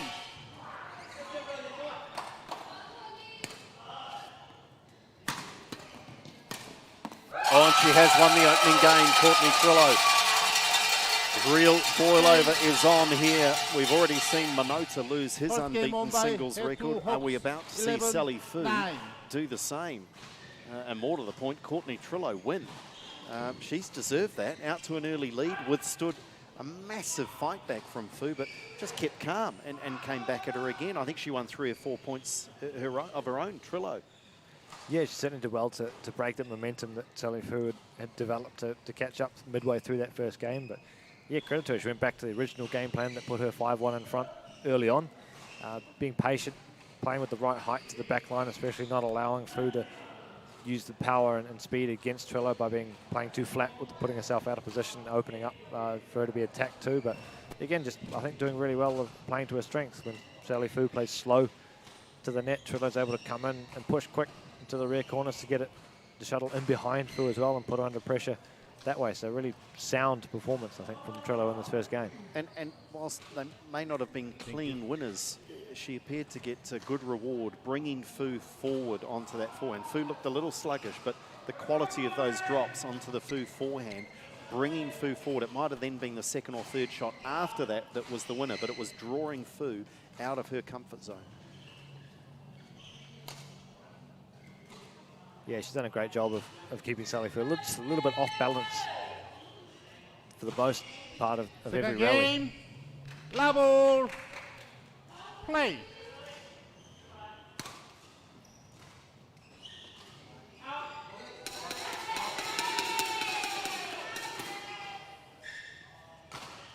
Service over, 1 love.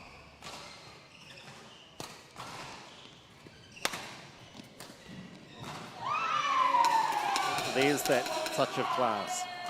When she steps into the midcourt Love. and just plays that angle, Sally Fu.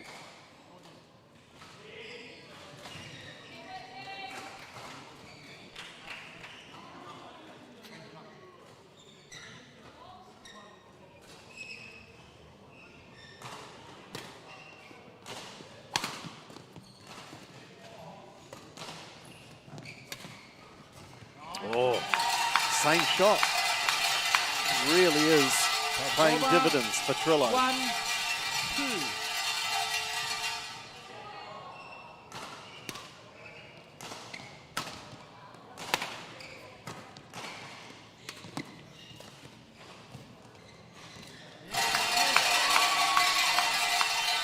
Same corner again. 2-0. Nice disguise on that one as well from Trillo, but really varying a shot placement really well.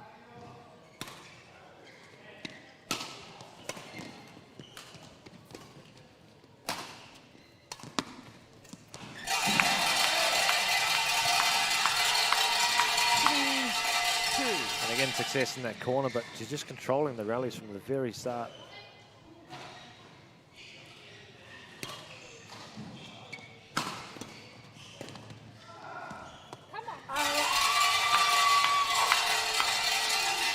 Four straight points for Trillo.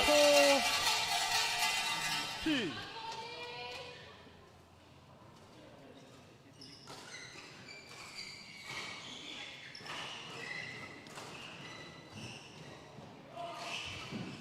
Sally Fu, this is as good as a timeout. Just doing the shoelace up off camera.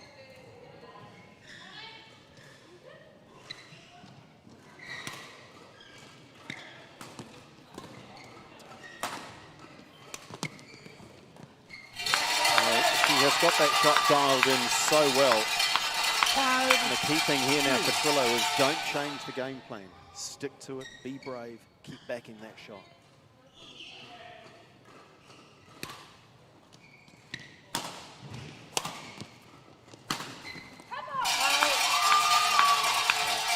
Again, the way she's playing as well.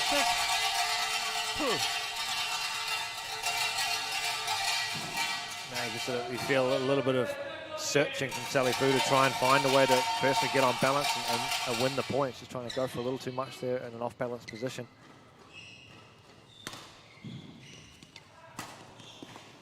I think a better idea is exactly that, to play the cuts and the slices herself as well. 3-6. Spoke earlier in the first game about Trillo having her base a little bit further back.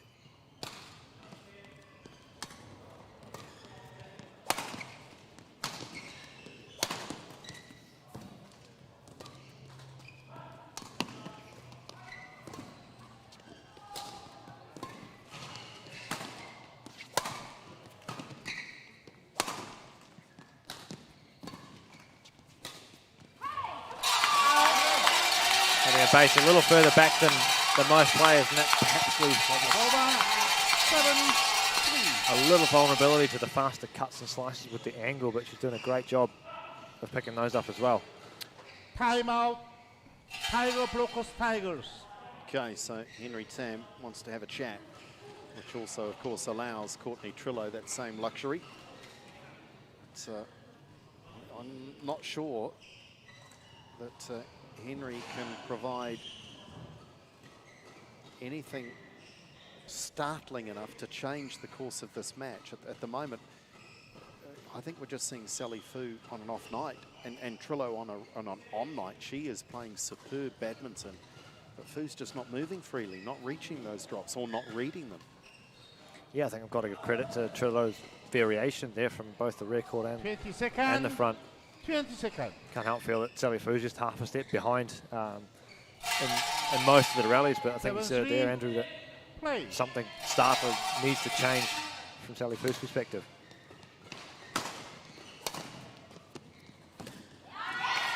So a bit of a gift from Trillo there when you're putting pace in off balance. 4-7. In your backhand corner, but the game plan needs to change quite dramatically. Yeah, it's caught the line. And I think there's a few moves there now for Trillo, just jumping up and down on the toes.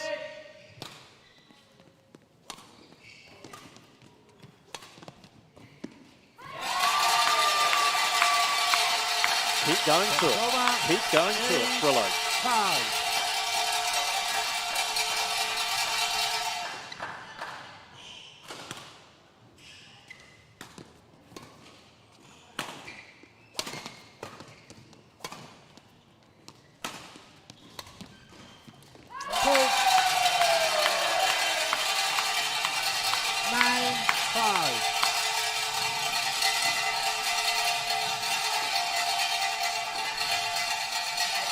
Becomes mental now, doesn't it, to close this match out.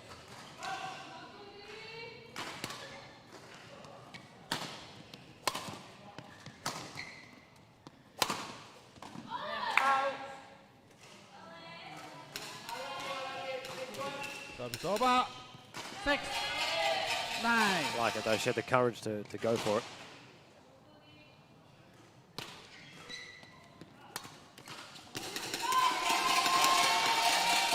Suddenly, that shot just looked a little tight.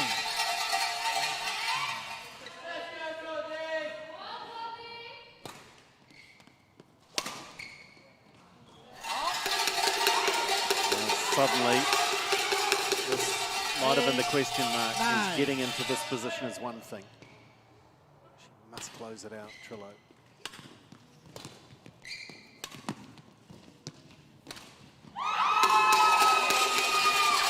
Just wants it a little bit too early in these rallies.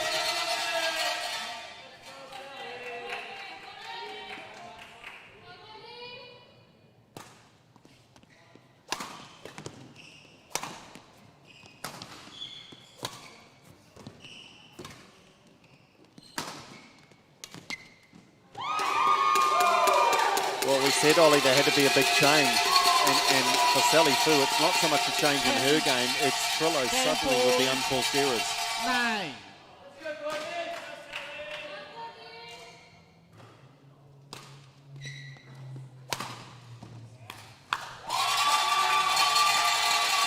Okay. That might help settle it.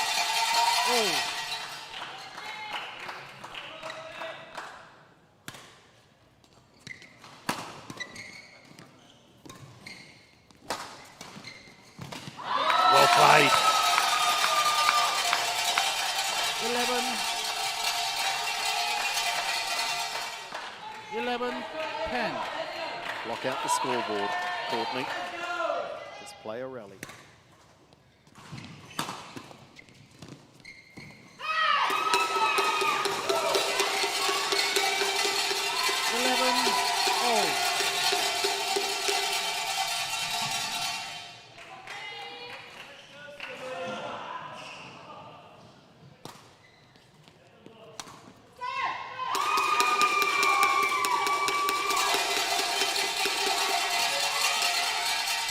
Second game point for Fu.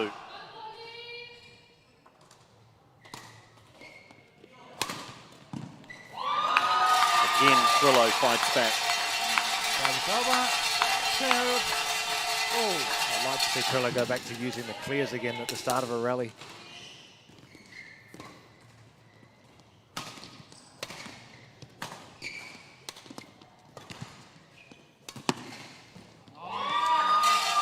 It's out, it's called out. Sally Fu said it was, and the line judge confirms that. 14-12.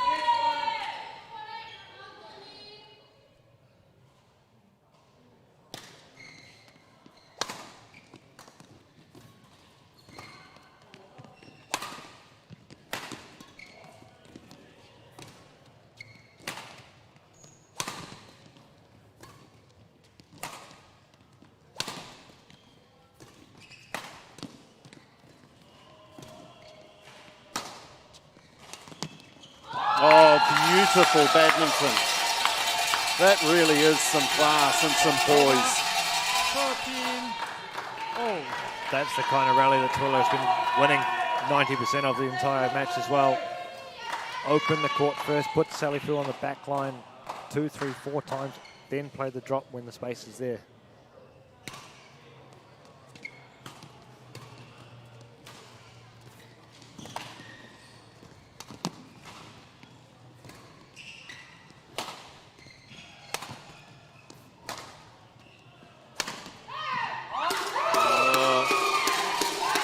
Eyes are lighting up. He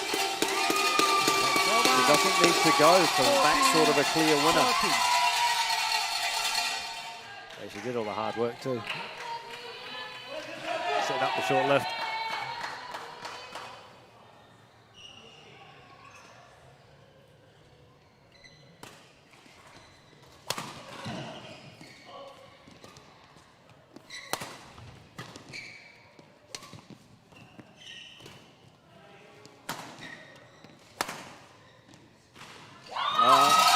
Call good.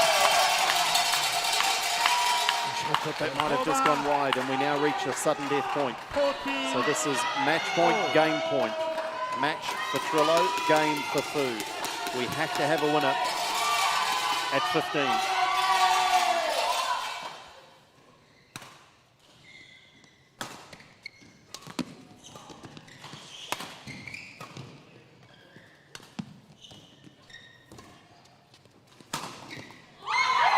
Oh, Sally Fu, what a fight back. What a fight back. And the question mark now for Trillo is, can she regather in a third game? Tigers 15-14. What a titanic battle in that second game. But Ollie, given the record of the two players, given, I think, the obvious tension there for Trillo, surely now Sally Fu's a warm favourite. Yeah, I'm not sure I entirely agree, mate, to be honest. I think there's a really even contest, and especially after 10-all in the back half of that second game, with both players suffering a little bit physically there as well, I think, but some great rallies. I think Trillo forced the best out of Sally Fu to get across that line in that second game there as well, but the style of rally that Trillo was playing, I think if she can hold that, she has been for most of the match so far as well, if she can keep that, keep moving Sally Fu around the back line, waiting for the chance to counter-attack and then taking it when she has, if she can continue to do that, then I think Sally Fu is going to still be under pressure, and it's going to be a really even contest throughout this third and final. Can be tough, can't it? Sometimes to be at that level for so long, from essentially 9-10, facing a game point, and to be at that emotional investment level for so long. Now to come out again at 0-0, you feel relaxed. You feel like you can back off. You can't though, can you? No, especially against a player like Sally Fu as well, who's got weapons. She is dangerous in the back line. If you lose your focus, you start playing a little bit too flat. open yourself up to some attacks, so she'll take full advantage. So discipline, especially early on, like you said, in this third game, really important for Trillo. If you get behind 2, 3, 4 points, you know, you often lose 11-9, 11-8, and that can be the difference. So to use a boxing analogy, Trillo's got a jab, jab, jab, jab, boom.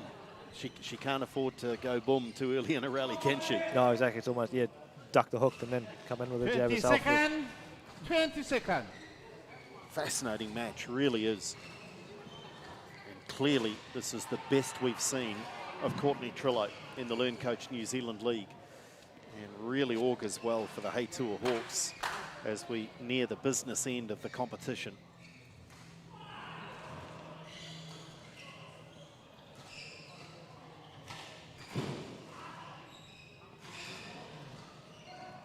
Remember, the tie is level at 1 apiece, so this Final game. is critical. Level. Play.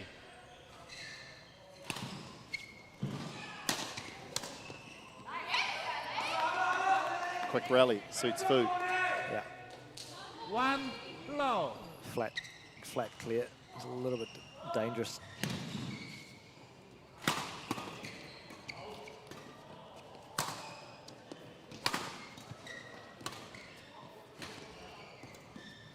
Oh, that is class.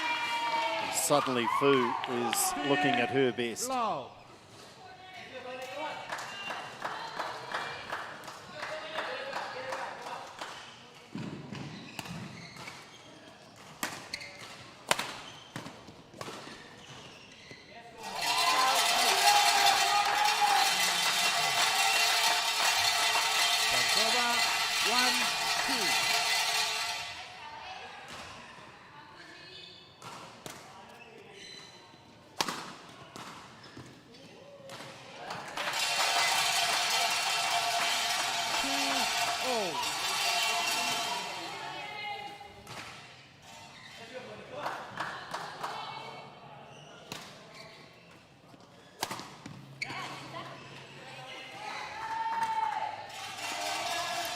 Has that ability to hit clean winners.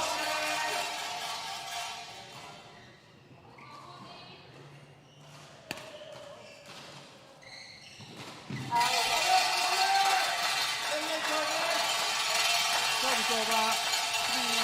3-0.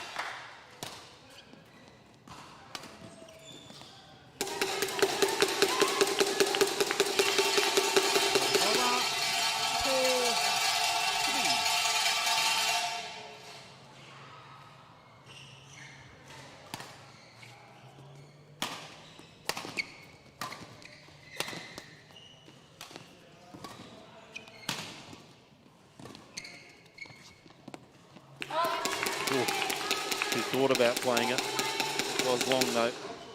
5-3.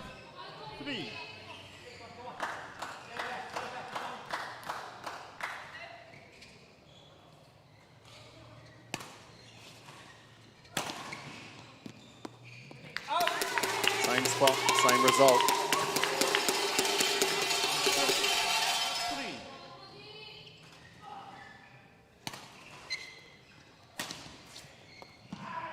This is just a loose period of the game here, and Tony Griffin recognises that and has called timeout.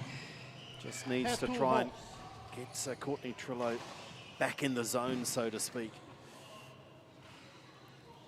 Yeah, just a little bit too eager, I think, early in this third game to perhaps make up for the result not quite going her way at the end of the second there. But again, I think she's at her best, Trillo, when she goes back to just being a little more relaxed, able to play the variation from both the rear and the front court to make Sally Fu's court big, move her around and then wait for the opportunity to counter-attack with the drop shots that she's been using. Yeah, I mean, these clears and these shots to the back court, they don't need to be perfect, do they? Just play them with a little greater margin for error and extend the rally. They don't have to be winners. They're not going to be winners, are they? No, the important part is getting the right height. If you play a little bit too flat, yeah, obviously the margin for going out the back is less and allows Sally Fu to get in between as well. So the height there to move her away from the center of the court is the most important thing.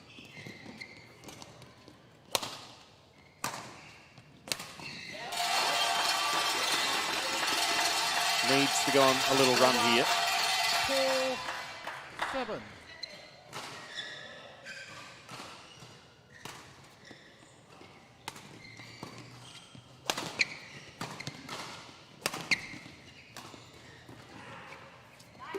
That is just too good.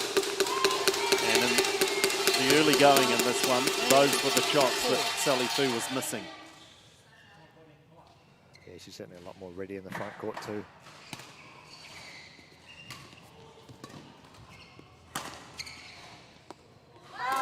Another loose shot, another unforced error. 9-4.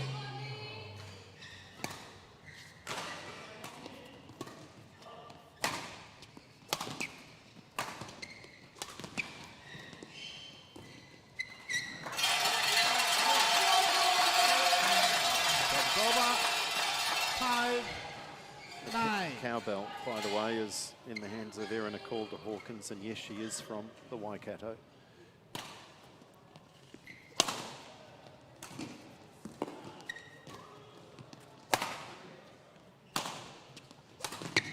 Oh, we weren't seeing this early on from Sally Fu. 10, match point, 5. No, movement's improved remarkably throughout this match as well.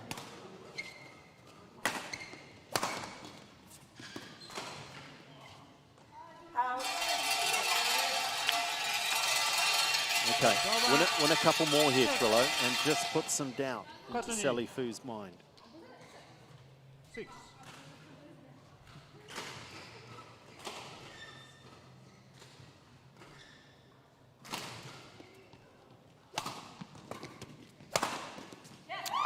In the end, it's a very good win from Sally Fu because she's bounced back from being out of sorts early on, and she's bounced back against a very good performance from Courtney Trillo. But she had to win it in 2 straight, Trillo, and when she didn't, Fu just showed all of her class and perhaps a little more confidence on the back of a 4-0 record coming into this. Yeah, I think great effort from Sally Fu to fight her way through that one, especially in a very close end to that second game. I guess unfortunately for Trillo, she almost played Fu into good form, especially in the start of that third game as well. I thought it was going to be tight throughout that third. Sally Fu certainly proved me wrong with the way that she played, and certainly the way that she progressed and developed, having worked her way into that match. Her movement got a lot better, especially in the third game there. She was able to move forward and cover the front court a lot better than we saw in both the first 2 games. So yeah, her unbeaten record stays alive, and we'll hear from her with Andrew just now. Thanks, Ollie. Phew, sigh of relief. You were made to work really hard. Yeah, definitely. That second set, I was lucky to pull back and got a few lucky ones in. You seem to find your game, though. I mean, you were out of sorts a little bit early on, and in particular, Courtney seemed to be catching you with the drop onto your forehand side, but you played your way into some form. Yeah, definitely. She definitely found my weakness and wasn't prepared for those really tight drops and her net tumbles, which was quite unexpected. What you do know from Courtney, though, is you're going to get a match. She's going to rally, she's going to fight, so that wouldn't have been a surprise to you. Yeah, definitely not like last time. It was really close as well. And yeah, she definitely put up a fight. She played a lot better this time.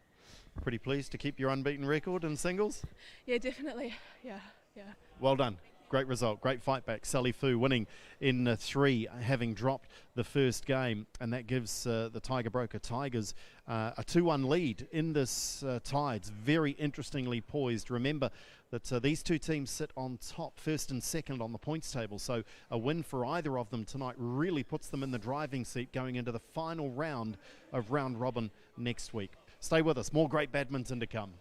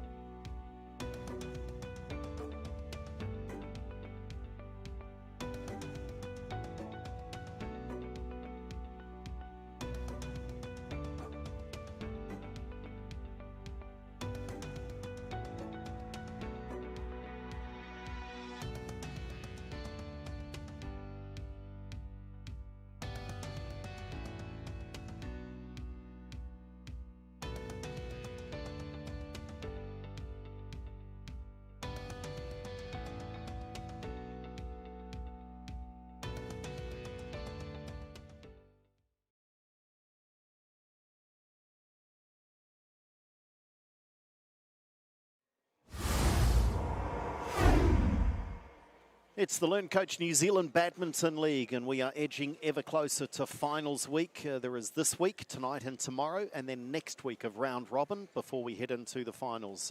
Numbers 1 and 2 on the table play each other.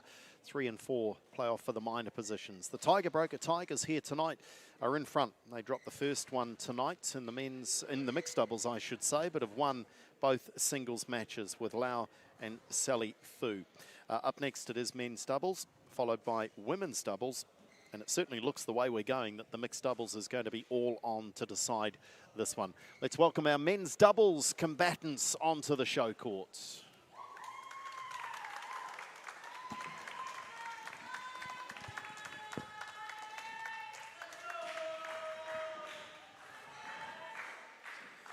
Jennifer Chen leads out a new combination. While they've played together once, Edward Lau and Dakman Vong, but by our best recollection, Ollie, we think it was a golden game. They've certainly not played in regular play, but I think we're called together in a golden game situation. But they are, in that sense, a new combination up against Danny Ode and Ryan Tong, who equally, they've only played 2 times. So there's been a few changes in the men's doubles with both of these teams. And Danny Ode and Ryan Tong are 1 and 1, whilst Lau and Vong, I think they went down, didn't they, in that golden game? So they don't have a winning record, so to speak. Awesome. And who's? It's interesting, though, that Thank you. you've spoken tonight since we've been on air. You've spoken to Henry Tam about this change with Jonathan Curtin jumping out of this men's doubles into the mixed. What did Henry have to say? He feels that it was actually strengthening both combinations, perhaps. Yeah, exactly. He said it, like there's a lot of team involvement in the decisions that they make to win the lineup, and that, yeah, Edward was feeling confident in the doubles after having been close against Abhinav Minota and Danny Ode in that golden game. It was, I think, 11-9 or 12-10 they went down in that one. So yeah, a lot of obviously confidence in Henry and the way Edward's feeling, and giving him the shot to play in the doubles tonight, and then not losing anything really at all by swapping him out with Jonathan in the mix. Both strong players in their respective fields. And we know Edward's in form. Here's Danny Ode, 29 years of age. I haven't had the chance to catch up with him. I got the feeling he was under the weather a little bit last week. From memory, I think just played the one match in their tie, but looks to be back to full health. 29 years of age, loads of experience, and is a pretty calm character, isn't he? And there's Edward. We're seeing him for the second time tonight, the 19-year-old. No ranking in men's doubles. What does that tell us? Does he not play a great deal, or at 19 is he just not featuring yet on the rankings? I think he hasn't been playing a lot recently, especially mostly the men's singles players, especially with that's their primary focus. Will go a bit more in the mixed traditionally than the men's doubles. It's a bit suits their skill set a little bit easier to transfer over there. But again, talented guy, great racket skills. I think he'll slot in quite nicely in a men's doubles tonight. And he is alongside Dakman Vong. Dakman out of Auckland, Edward out of North Harbour. And Dakman with a men's doubles ranking of 3 in the country. And he has played with a couple of different playing partners in the men's doubles, primarily with Jonathan Curtin, now alongside Edward Lau, and has also been involved in the mixed with Janice Jiang. So he's been busy, has Dakman. And we just saw Ryan Tong will be playing alongside Danny Ode. Ryan has played one match of singles and otherwise has been primarily employed in the doubles.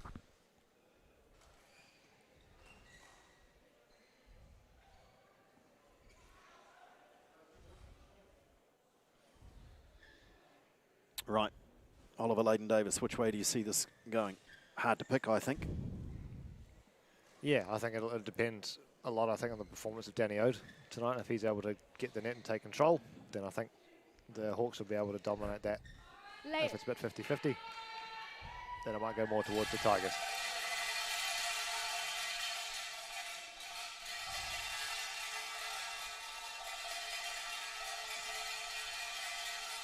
Ladies and gentlemen, on my right, the Tiger Broker Tigers, represented by Edward Lau and Dakman Vong.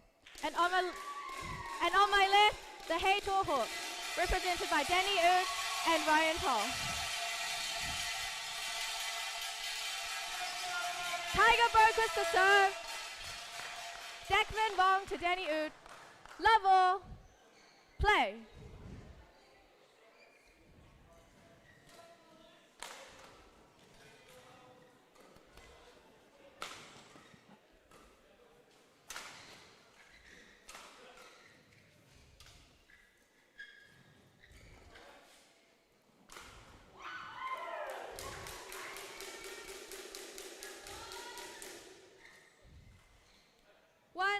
Love.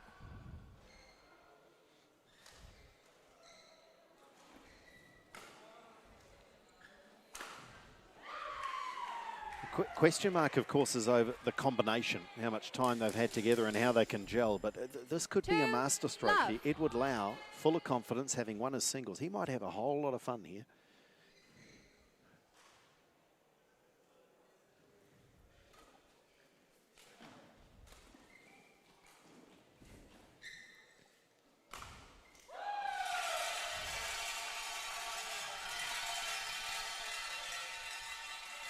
Service over. 1-2.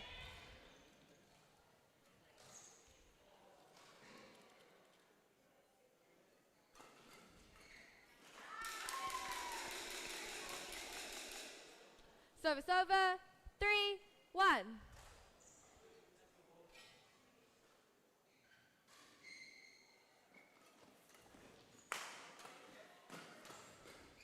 Certainly enjoying himself so far.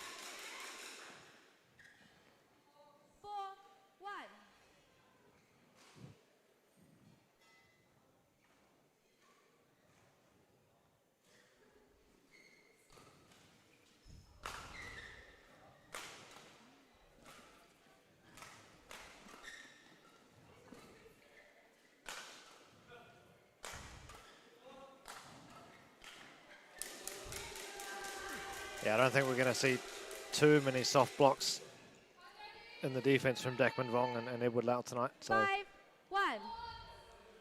it's a matter of patience and placement from Danny Oden and Ryan Tong to find their way through. Happy to sit back and defend the Tiger Brokers boys.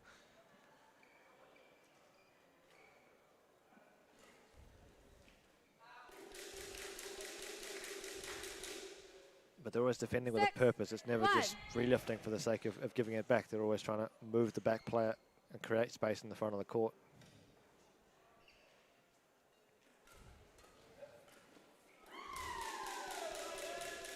I get the impression so far as well that a lot of Lau's movement is still singles.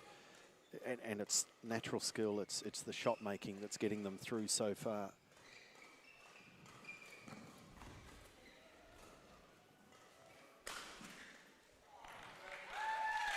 Yeah, I agree. There's obviously, very naturally talented guy and can use some of that singles movement to help out both himself and Dakman Vong on a doubles court.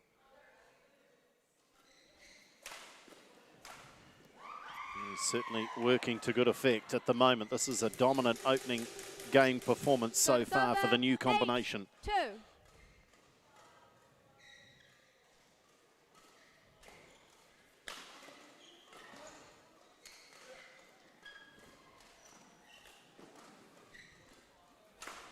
Well, they are playing superb badminton.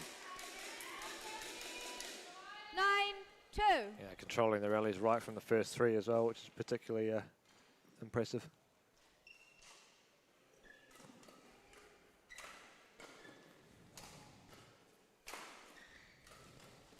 Well, there's only one team in this, and they are advancing, they're attacking, they're on their toes. 10-2.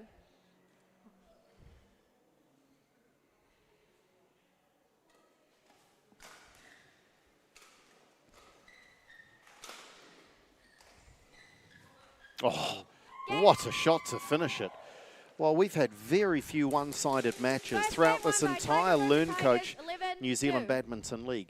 Typically what would happen now is Ode and Tong will come back, win the second, and we'll have another great match. But, I mean, this is showing every sign of being a 10-minute one-sided demolition job. Yeah, they've never really been allowed to play almost Danny Oden and Ryan Tong at the moment, and that's full credit to the way that Lau and Vong have been performing. I'm particularly impressed and slightly surprised, to be honest, that they're controlling the first three in the serve situation as well as they are. I thought that'd be a lot more 50-50, especially with Danny Erd's experience, but we haven't seen much of that yet, and he hasn't been really allowed to show it, and they're looking particularly dangerous as well, Lau and Vong. Once they have the offense, very rarely are they able to give it away again, or are Ode and Tong able to earn it back. It's just a matter of time before the shuttle's on the floor.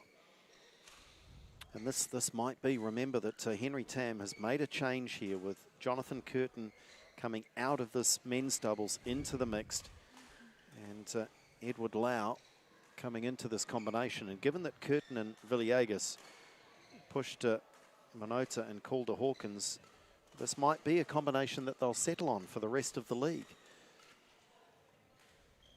Don't count these guys out though. Danny Ode and Ryan Tong played twice as a combination in the LearnCoach New Zealand League for a 1-win, 1-loss record.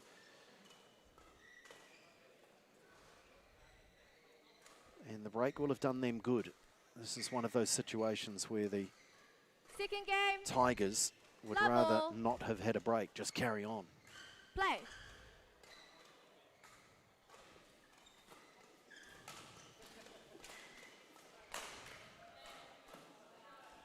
Oh, he's in imperious form tonight, isn't he?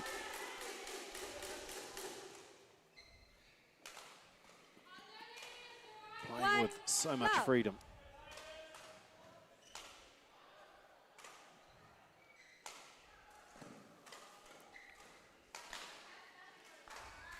Rear miss.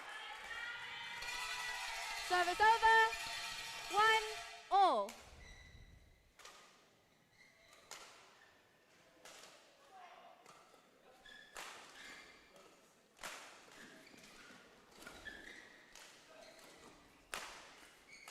Again, we saw it there. Lau is covering all of the court. He's almost playing every shuttle, but they're getting away with it because their shot making is so good. He's also just fearless and able to take chances as well, which is really cool to see.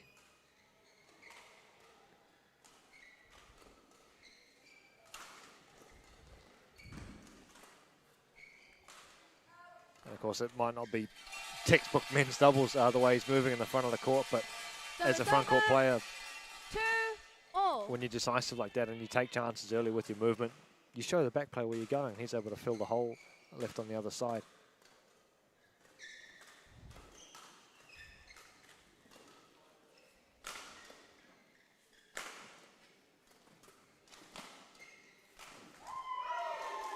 Yeah, playing really well together, combining really nicely, these two boys. So it's over. 3-2.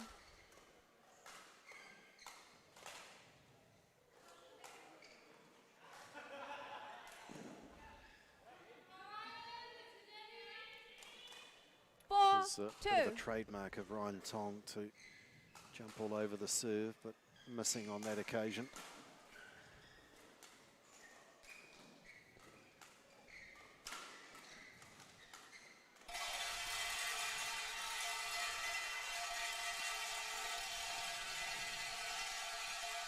Service over.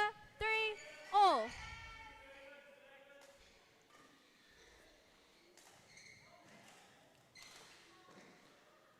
Griffin keeping a very close eye on this, the coach in the back corner.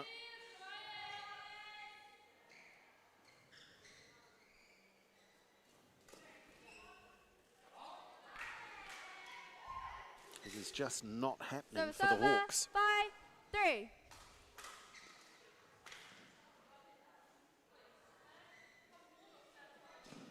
Out.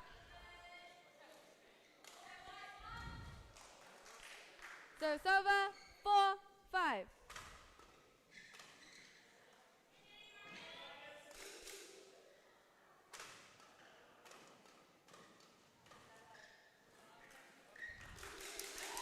That's an example of it. You said Ode has to play well, So dominate the front court. 6-4. Just haven't had timing.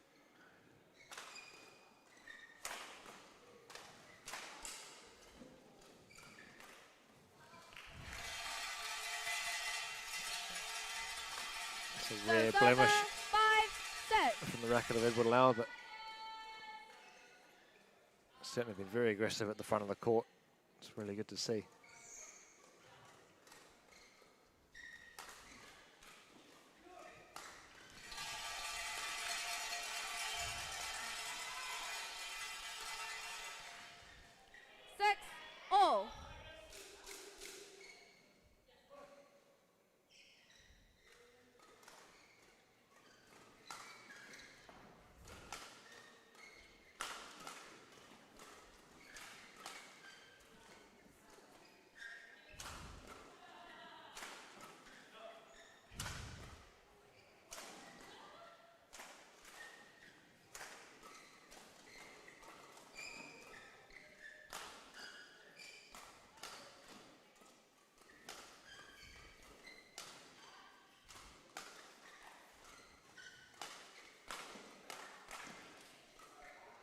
Well, went long in the end, which was a pity because they played some stunning defense right throughout that rally.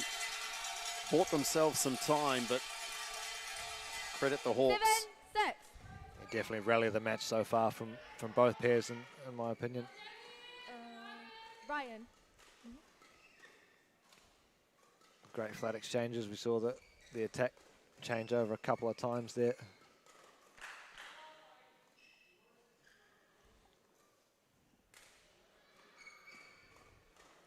Just asking for the court surface to be dried, and umpire Jennifer Chen agrees.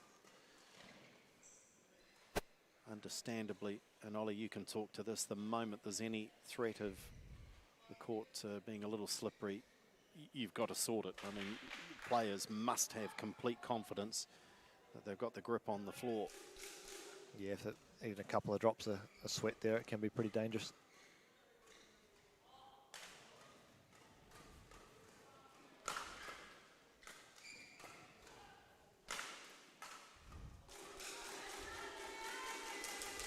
Not too bad here, of course, in the cooler conditions, but So it's over.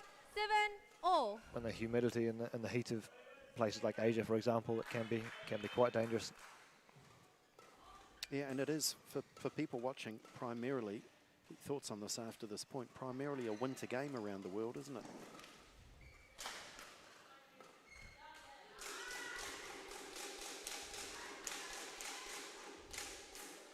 Imagine there's not a whole lot of humidity in Denmark in winter, which is where you're based, aren't you?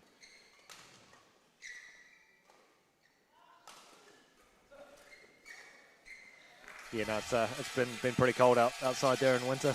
Of course, with all the halls over there, because it's so cold outside, obviously temperature regulated, and it's pretty pleasant, around 19, 20 degrees day in, day out to play and train in, so they're quite lucky over there. Just making a few more mistakes here, aren't they? The untried combination. 9-8. And this is dangerous to let Danny Ode and Ryan Tong into the match.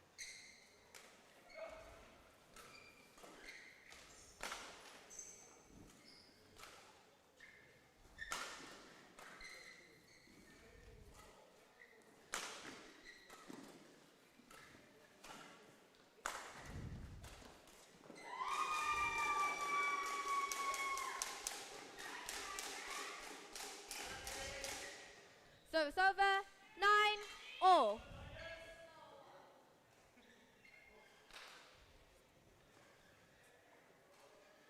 So it has a similar feel to the Sally Fu Courtney Trillo. I wonder if the Tigers need to win this in two.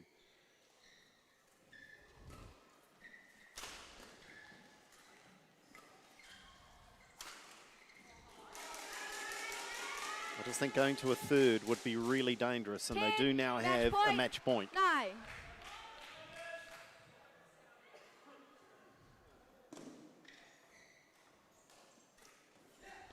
And they don't win it there, courtesy of the drop off the top of the net.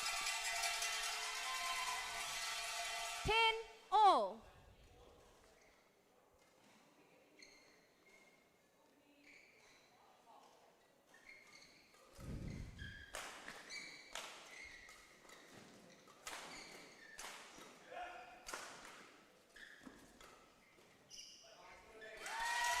Danny Ode starting to come into his own. There's the lack of a block in the defense from Lau and Vong, I think, is just starting to hurt them a little bit at the moment. Tong and Ode are well aware to the fact that the defense is mostly going to come hard and reply to their attack. And they've made the adjustment of just stepping back a little bit. Oh, that was well read. I think Lau was on the move before the serve had even started from Tong.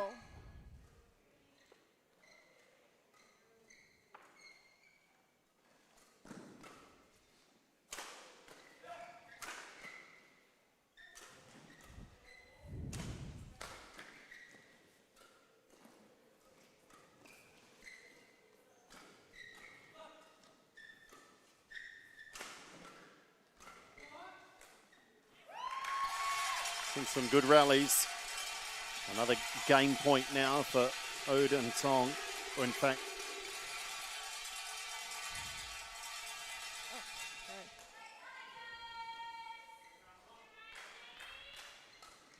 the score 12-11. just corrected through me for a moment there. Thought my eyes were deceiving me, but it is game point.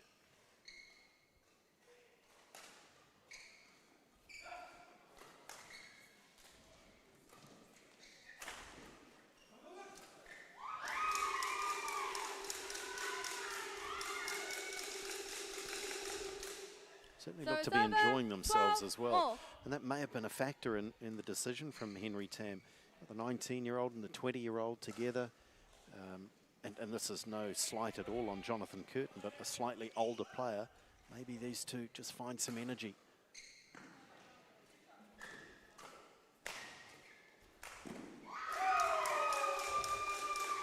They certainly combine well together and complement each other nicely in the attacking situations. 12. Match point. And they do win it. They do win it. Oh, I thought they had to win it in two, and they've been good enough to do just that. Pushed big time, though, in the second game. Winning the first 11-2, but winning a second in a bit of a marathon, 14-12. And you've got to hand it to Henry Tam. That's been a bit of a masterstroke, and he may well have found his best combination going forward. Yeah, great performance from Edward Lau and Match won Declan by Vong. Tiger Broker Tigers, 11-2, 14-12. Especially in the offense, they were particularly dangerous and they were really aggressive in the way that they played right from the start. Did a great job at controlling the first three serve return situation, especially in that first game. But we saw a bit of a fight back from Danny Ode and Ryan Tong, especially in the first 4-5 shots of each rally in that second game there. Unfortunately, though, it wasn't enough. They were able to push it to extra time, extra score in that second game. But again, just too good from Dackman and Edward. Really dominant in the attack, complemented each other nicely, and the way they moved around each other, especially for a pair that perhaps haven't played together, especially not recently. We've only seen them once so far in this LearnCoach New Zealand Badminton League, and that was only a short golden game scenario. So let's hear from them with Andrew. Thanks, Ollie. Yeah, well done, guys. We're just saying that maybe Henry's found the right combination. You two quite happy? Look to be really good energy out there. Yeah, I think for like just our second time playing, that was pretty good. We worked well together. We were trying to think, have you guys played in a golden game? Have you played once in a golden game and only just lost? Was that partly behind the decision to play you here tonight? Yeah, I think the golden game was quite close. I think it was setting, so we thought if this was best of three, we have a quite good chance of winning. And that first game was just like, I mean, he looked like he's still playing singles, trying to play every shot and running around and just loving it. And the energy was fantastic, wasn't it? Were you enjoying that? Yeah, I think we played really well in the first set, and we just yeah, it showed in the score that we were really on top of it. Yeah, and then came through a tight one to win it. Now, of course, that puts your team 3-1. So one more win, you get the victory, and then you've booked yourself a place in the finals. Was that what this is all about tonight? Yeah, I think that was the plan, try to get at least 4 wins and book ourselves in the final. Good stuff. You're nearly there. Well done, guys. Great performance. So a win in the men's doubles for the Tigers, and they are all but. They lead 3-1. But still plenty to play for. And, of course, the Hawks are desperately trying to get those points to also secure themselves a place in the final, which is still 2 weeks away. Next up, it's the women's doubles.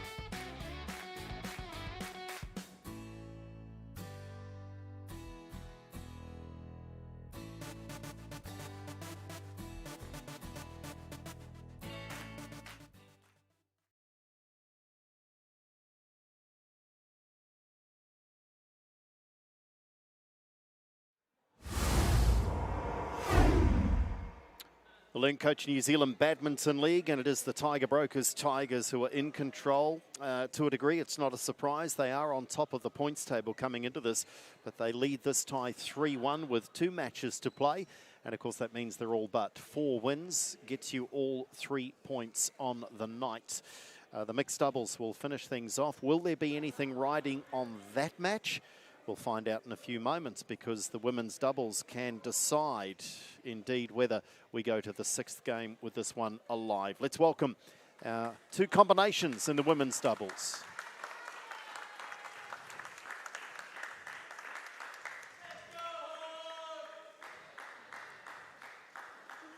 And if the form guide is anything to go by, Oliver Leyden-Davis, who is alongside me tonight, he'll be out on the floor tomorrow night with the One Pure Wolves. But if the form guide's anything to go by, the Hawks are up against it, because Calder Hawkins and Ing are yet to win. And they need to find a win here to take this to the 6th match tonight, don't they? Yeah, they certainly do. There's no other way around it when you're 3-1 behind on the scoreboard. Although, I mean, in their favour, they're up against a pair that are still 1-3 in their win-loss record, so plenty to play for, and a pretty even contest on paper at least. Does that surprise you that between these 2 combinations there's only 1 win? Yes and no. Are they experts in doubles as combinations, or are we seeing the team aspect of this, that we're seeing players not thrown together but playing in combinations that don't have a great deal of experience? Yeah, I think so. I think we're seeing that. Happy on that side? An even spread of talent across both teams, and then all 4 teams really, and perhaps that, you know, the way that the ladies doubles have stacked up from the other 2 pairs as well that aren't playing tonight. Of course, that maybe it looks a little more favourably for them. Again, speaking purely on paper against these 2 pairs out here, but a combination thing certainly. I think the level across the board in the ladies doubles is getting better and better as we go through the league. Calder Hawkins, at 22 years of age, has already played tonight in that mixed win with Abhinav Minota.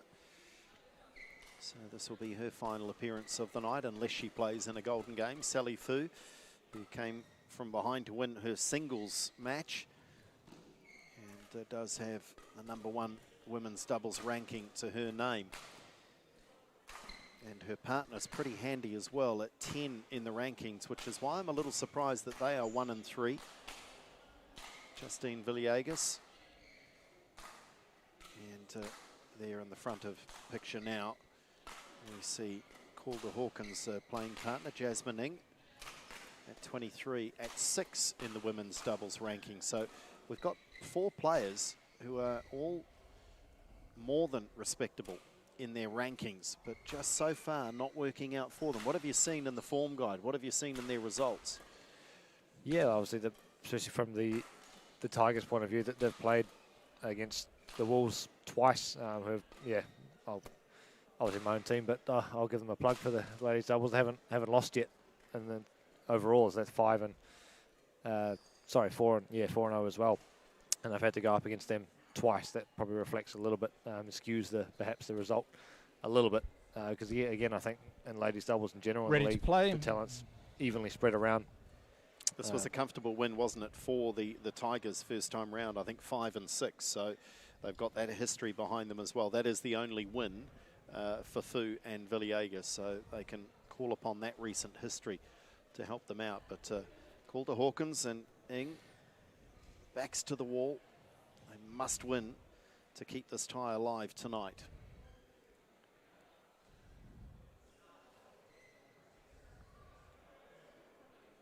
If the Tigers do go on to pick up all 3 points, they extend out to 12 points on the table, and that will make them untouchable, because the most that the Dragons or the Wolves can finish up on is 10 points.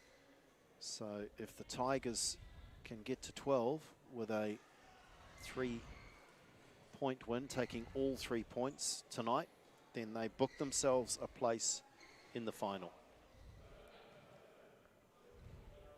The Hawks, of course, will be left at the mercy of the other teams, because, ladies and gentlemen, as Richard Bramley introduces our players, on my right, Tiger Brokers Tigers, represented by Sally Fu and Justine Villegas. On my left, HeyTour Hawks, represented by Erin Hawkins, Jasmine Ning. HeyTour Hawks to serve, Jasmine Ning to Sally Fu. Level. Play.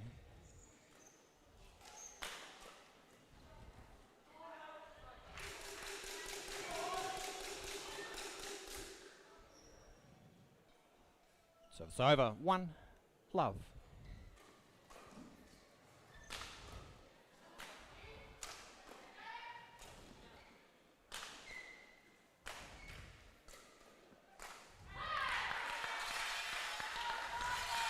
Jasmine will certainly bring a little emotion and playing with the heart on the sleeve. It's over. 1, all.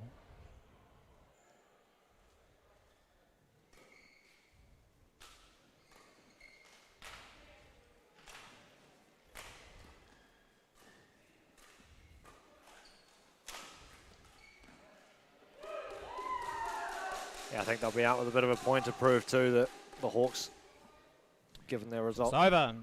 2, 1. Last time this pair met, yeah, comfortable 11-5, 11-6 victory, and I don't think.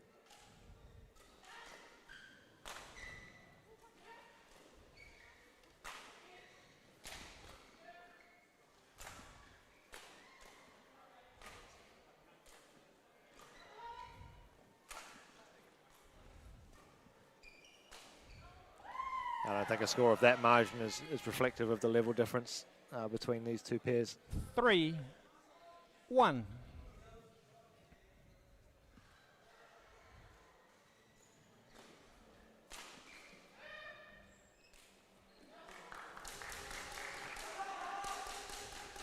Don't want to be too gentle there, Justine. You 4, want to make sure you 1. had a clean winner. She did in the end, but was very careful in doing so.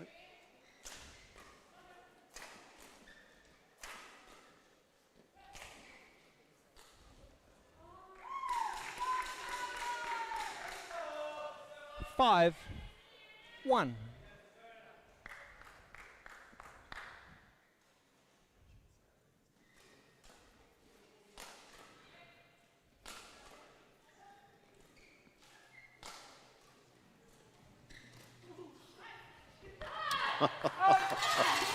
Well, they're having a little giggle about it now, but 2. they both found 5. themselves on the same couple of square centimetres of court.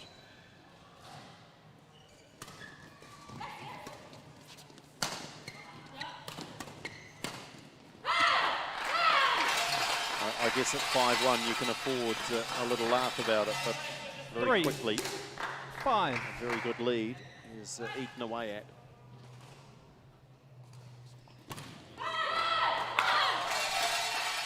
And perhaps haven't got the concentration back just 4, yet. 5.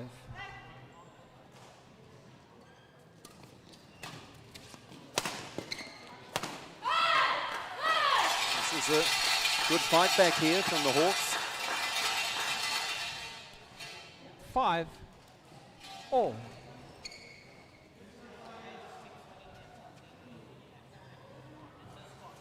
Play.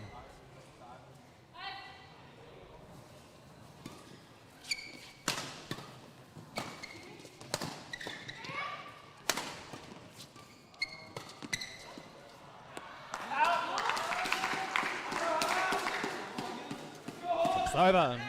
6, 5.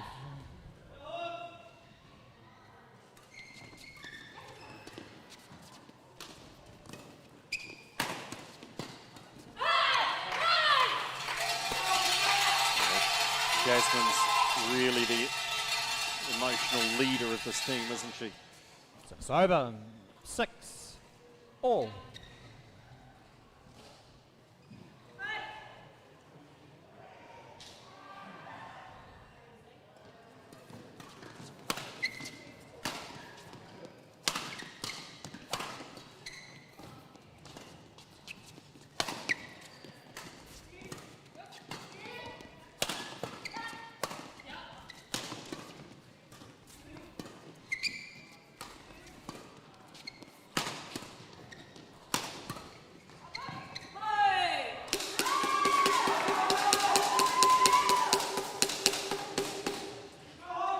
over. 7-6. Erin is on this side.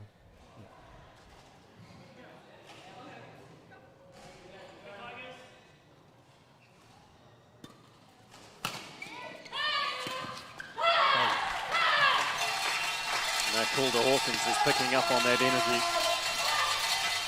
It's over. 7 all.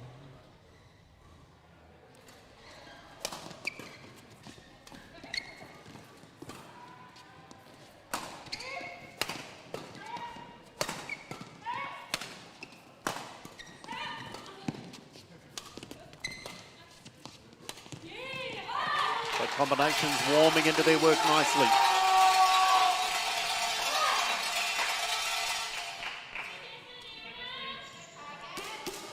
Eight, 7. You can certainly feel the intensity lifting as we get more and more towards the business end of this first game. It's the real battle of consistency at the moment.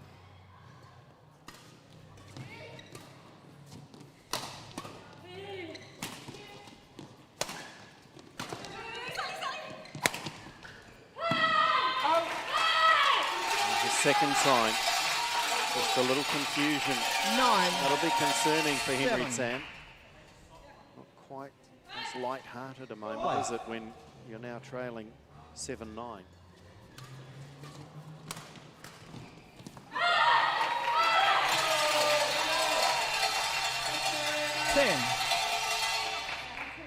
Game point. 7. From 5-1 down.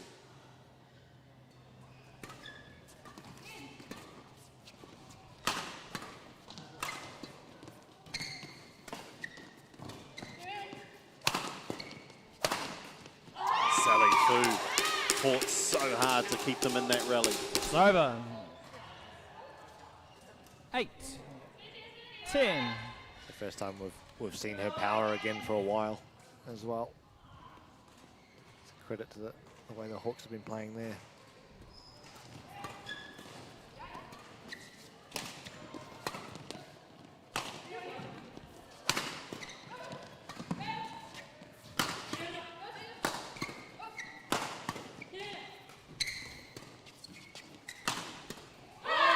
Well, they win the first game, which they couldn't do the first time these two teams met. They lost in straight games, 5 and 6.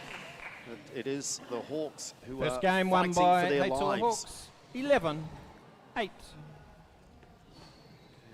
they turned it around remarkably from 5-1 down. And you go back to that the point at 5-1 where Fu and Villegas ended up on the same side of the court. There was confusion. They both went for the same shot. It was a little bit light-hearted, but you look at small moments like that in a game and it can turn the fortunes of a match, can't it?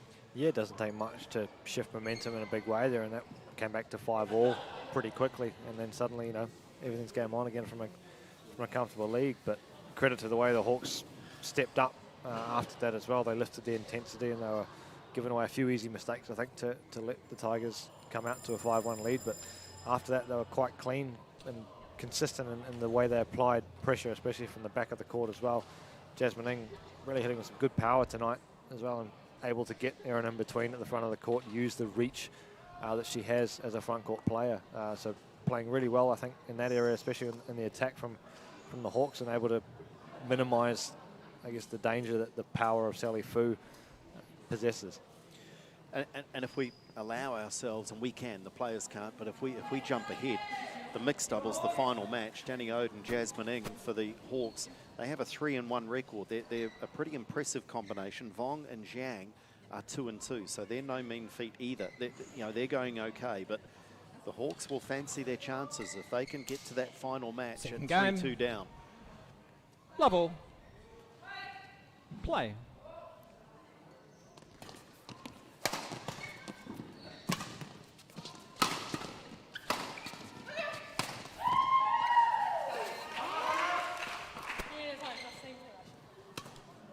It's over. 1. Love. It's not the first time that Sally Fu's gone cross-court full power at Jasmine Ng either.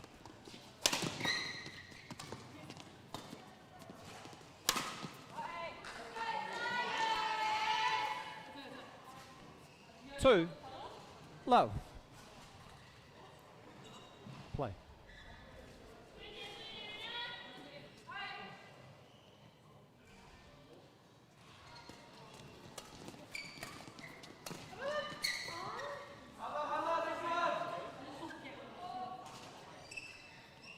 Three, love.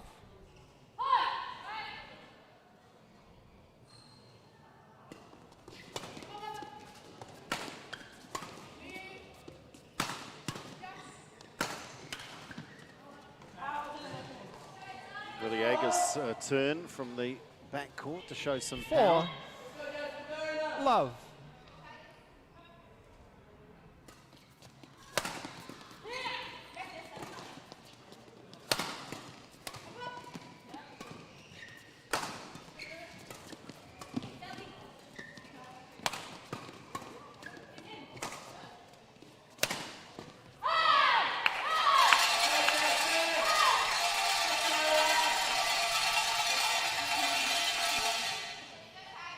It's over. 1, 4.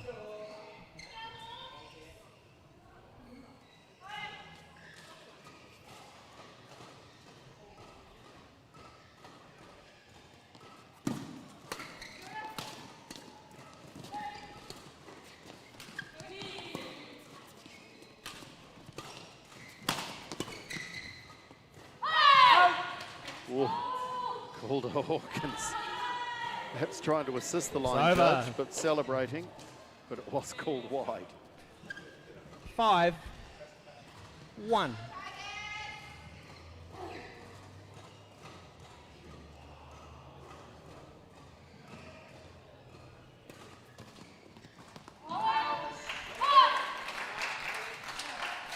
It's over.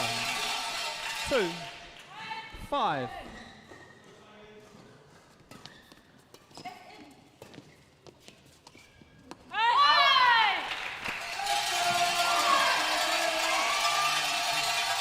Three, 5.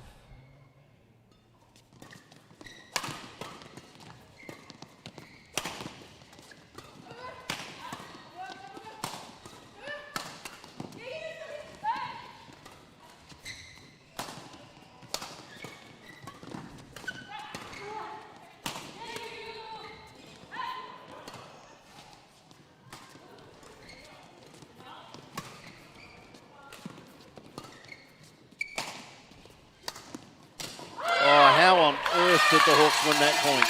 For Jasmine Ng, it was self-defense half the way through that rally.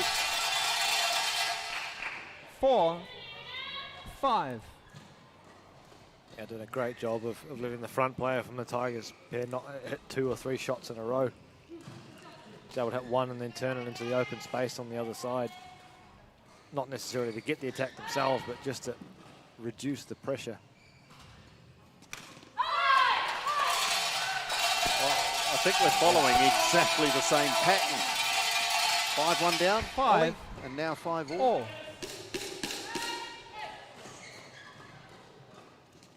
Out. It's over.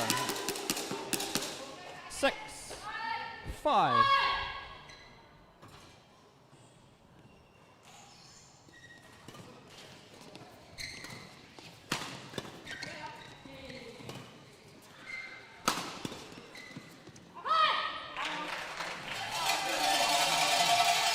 It's over. 6, all. Jasmine.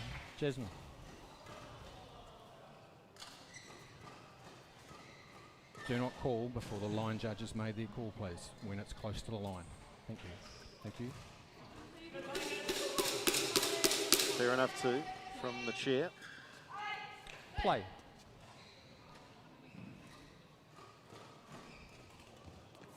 Out. Long way short, a couple of nervous serves. Tips over. 7, 6.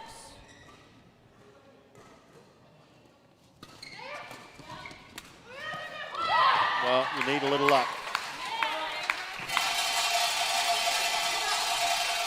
Tips over. 7, all.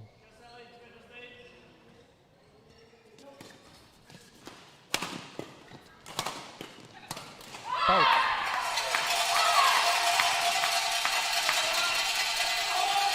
Change. Timeout. Tiger Brokers, Tigers. And again, I'm not sure if it was the players or the coach, but regardless, timeout is called, and the Tigers want to have a chat. Still very delicately balanced in the second game, but just lost the last couple in reasonably quick fashion.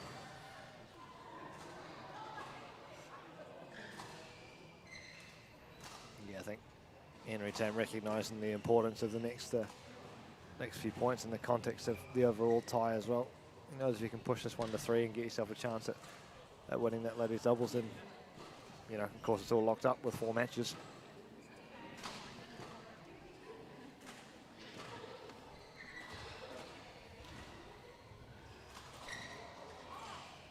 So often in this LearnCoach New Zealand Badminton League, the timeouts have worked a treat. And we've often seen the team that's called it, the team that's behind at the calling of the timeout, that wins the next 1 or 2. So let's see if it works that way for the Tigers. Play.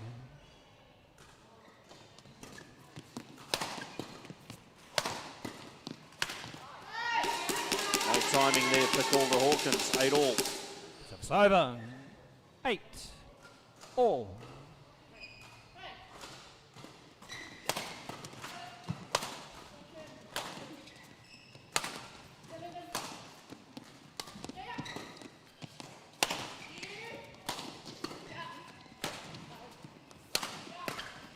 Fault.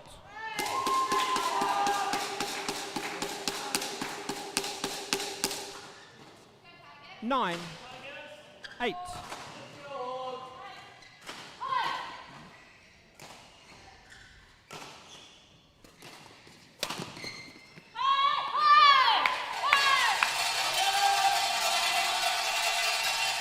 It's over.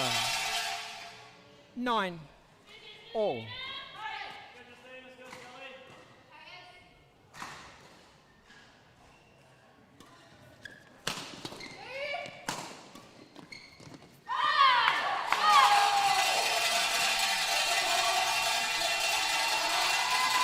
Match 10. point to keep the tie alive Match going point. into the mixed. 9.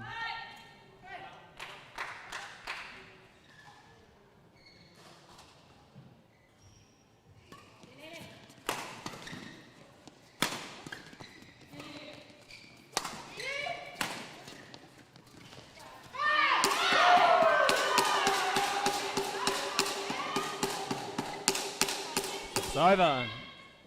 10 all.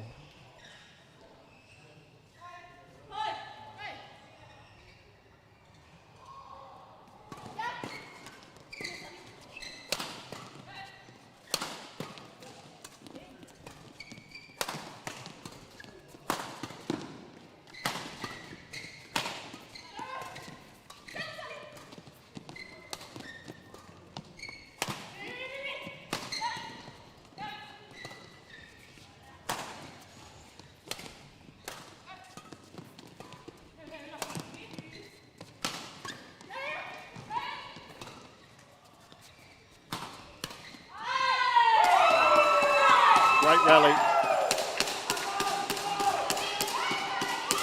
match that is now very much in the balance. 11 10. Yeah, great rally from both pairs again. So a number of exchanges from offense to defense and vice versa.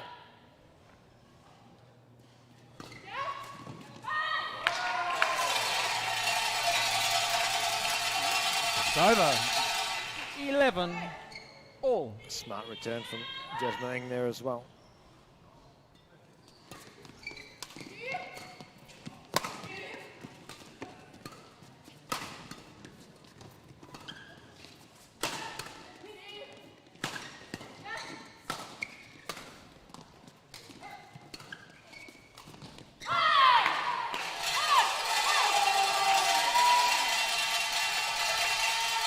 Second match point. Change.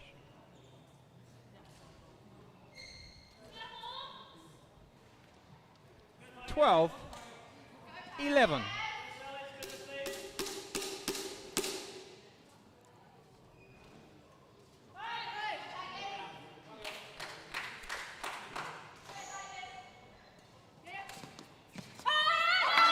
Game. And they win it for the first time. No wonder they're delighted. Jasmine Ng with a little jump for joy. It's the first victory in the LearnCoach New Zealand League for Calder Hawkins and Jasmine Ng. And they now go to the same record, 1 win, 4 losses, as Sally Fu and Justine Villegas. Match won by Most HeyTour importantly, though, 11-8. they take this 13-11. into the final match. The mixed doubles now will decide the outcome. Do we go to Golden Game? Or can the Tigers get there by winning that final match? But well deserved. It's a close one, Ollie, but they were in control, really. Calder Hawkins and Jasmine Ng for the most part of it, it seemed. Yeah, great performance from Calder Hawkins and Ng, especially when with the team being behind on the scoreboard at 3-1. You know, a lot of pressure on that match to try and take it into the Golden Game, potentially, with the mixed doubles looking good on paper for the Hawks anyway. But yeah, really well played from Calder Hawkins and Ng, just generally consistent a little bit throughout the game overall, and I think that's what got them across the line in the end. Let's hear from them with Andrew.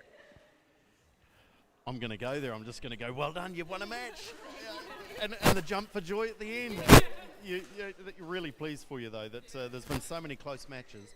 And whilst that was a close match, you seem to have it in control in the big points. Yeah, definitely. I think what we were doing in the last few weeks is that we were overthinking a little bit. We're like, need this plan. We're getting a bit more tense and stressed. Where this one, we're like, oh, we'll just go for it, have fun. Like, this is how we usually play. There's a lot of laughs and a lot of fun and yahoos, I suppose. And yet there was so much pressure because you needed to win to take the tie into this last match.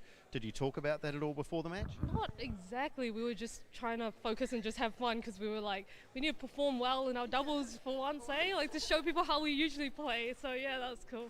Well, you've just done it. For once. For once, you've done it.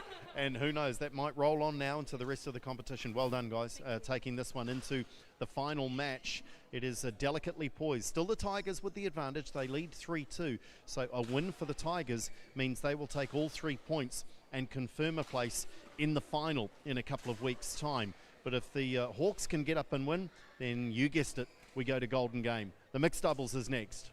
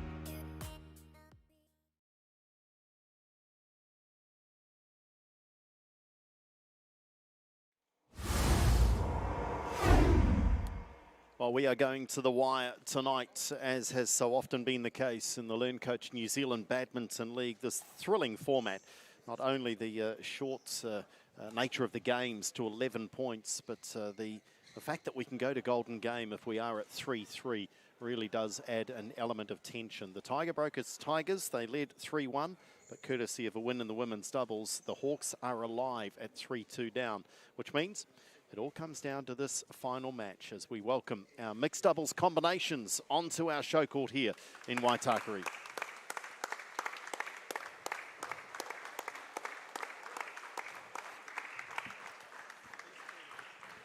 And no wonder Jasmine Ng still has the smile on her face. Weren't they just a bundle of energy in that post-match? And Jasmine needs to carry that on into this mixed. And might argue, in fact, you can end the argument, Ollie. Are they favourites going into this? Jasmine Ng and Danny Ode against Dakmin Vong and Janice Jiang. I think it's close, but are they just favourites? Come on, get off that fence. Yeah, I think so. I guess especially based on experience and time that they've played together. I've talked about it, throughout the league so far, and they have been playing together for a number of years. So that certainly puts them on paper favourites in my book. Okay, tennis, black or green? Black. Service or end?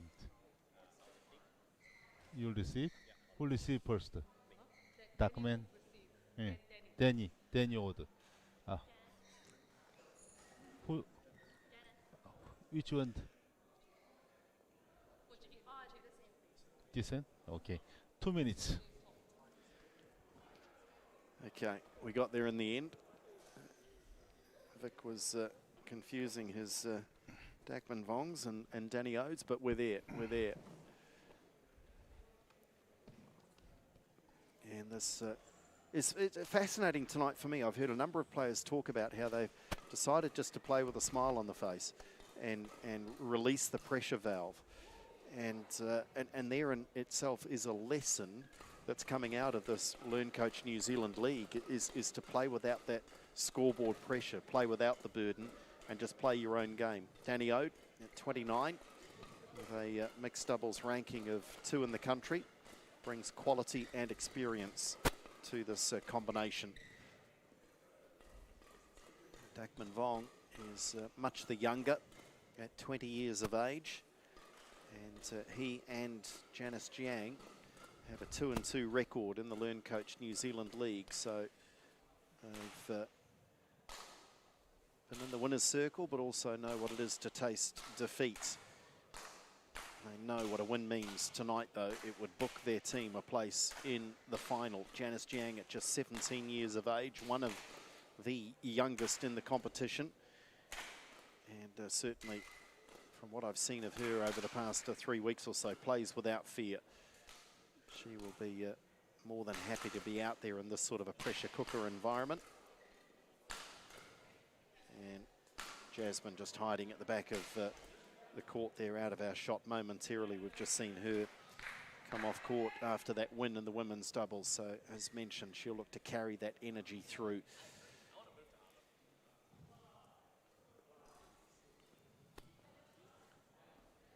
But it is interesting hearing the players, Ready to play. Ollie, talk about just trying to play without the pressure. And of course, that should be the approach all the time. Yeah, 100%. It's, I think also, again, we haven't played a period of badminton for a long time prior to this event, and coming in, everyone's pretty anxious to do well and an innovative solution, I guess, to what the COVID restrictions that COVID has brought to badminton in New Zealand. So great answer to that from Badminton New Zealand, and a great opportunity for the players to not have to, go through that process of readjusting once international competitions start up, hopefully sooner rather than later, but obviously things are pretty serious still around the world at the moment. Yeah. And certainly our thoughts and prayers go to everyone watching from around the world. Many countries are not in the fortunate position that New Zealand finds itself in, with restrictions largely lifted, albeit border controls still very much in place. International travel out of the question. New Zealand otherwise largely returning to normal, and we appreciate that's not the case around the world. So wherever you're watching from, be safe and look after yourselves in these challenging times.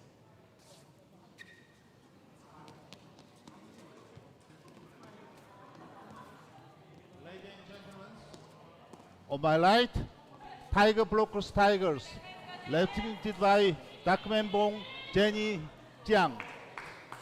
And left, HeyTour Brokers, represented Danny Old, Jasmine Ying. Back, Tiger Brokers to serve, Jens Jiang to serve to Danny Old. Love all, play.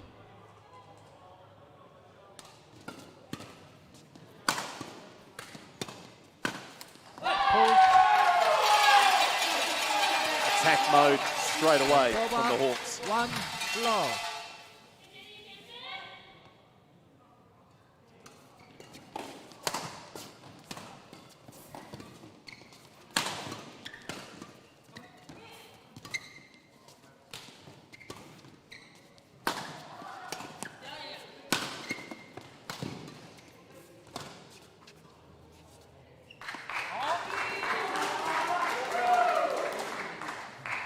Real calmness in defence early on from Janice Jiang as well. Withstood a lot of pressure in that rally.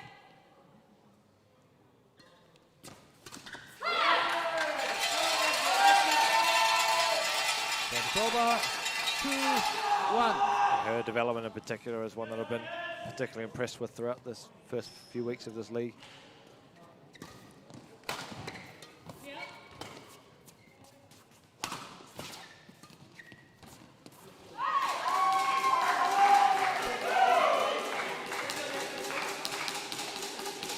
Over 2-all.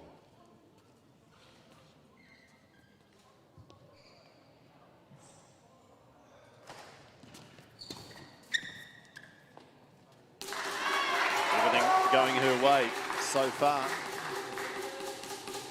3-2.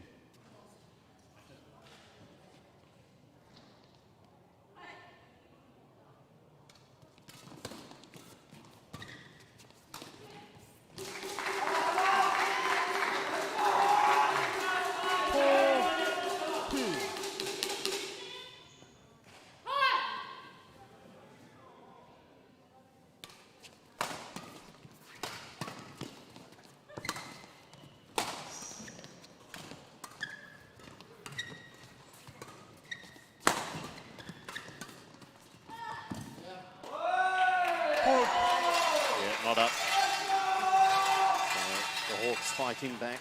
Service over 3-4.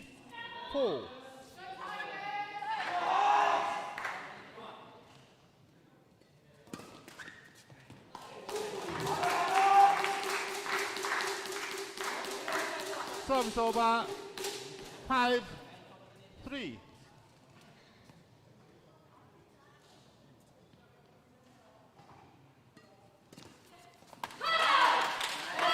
Good anticipation. And beautifully crafted that winner from Jasmine Ng. 5.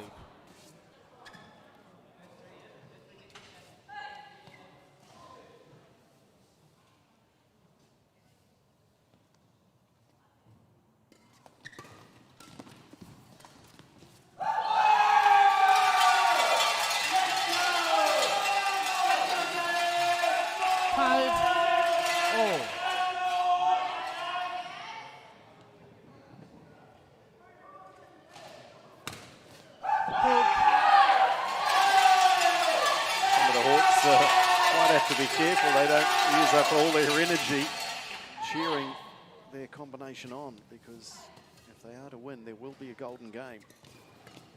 Someone will have to get back out there.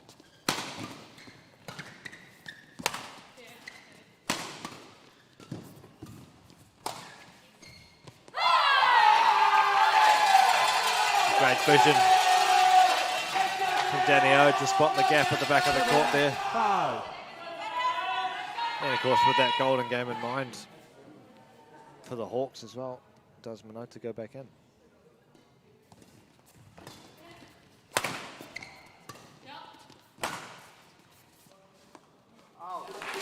Can he go back in? Is the shoulder an issue? Well, we did see during the break 6, between these matches that he 7. was getting attention from the physio. part of which may just simply have been normal rehab post having played a couple of games, but part of it might also have been trying to get him ready should he be required.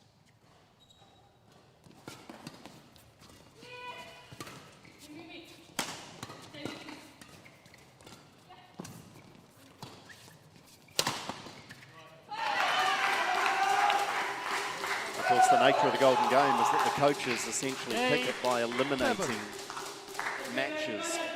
Now, knowing that Minota has this injury concern, would it be too risky for Henry Tam to try and manipulate the selection process to put Minota into a game? But of course, the Hawks can simply swap him out, can't they?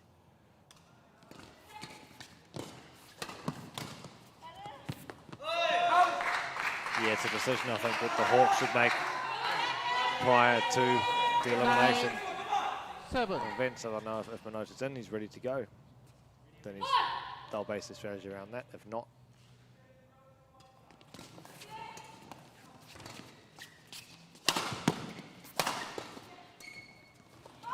Of course, they might not have that choice. Game point for Vong and Jiang. Point. And if they win the 7. match, there is no Golden Game.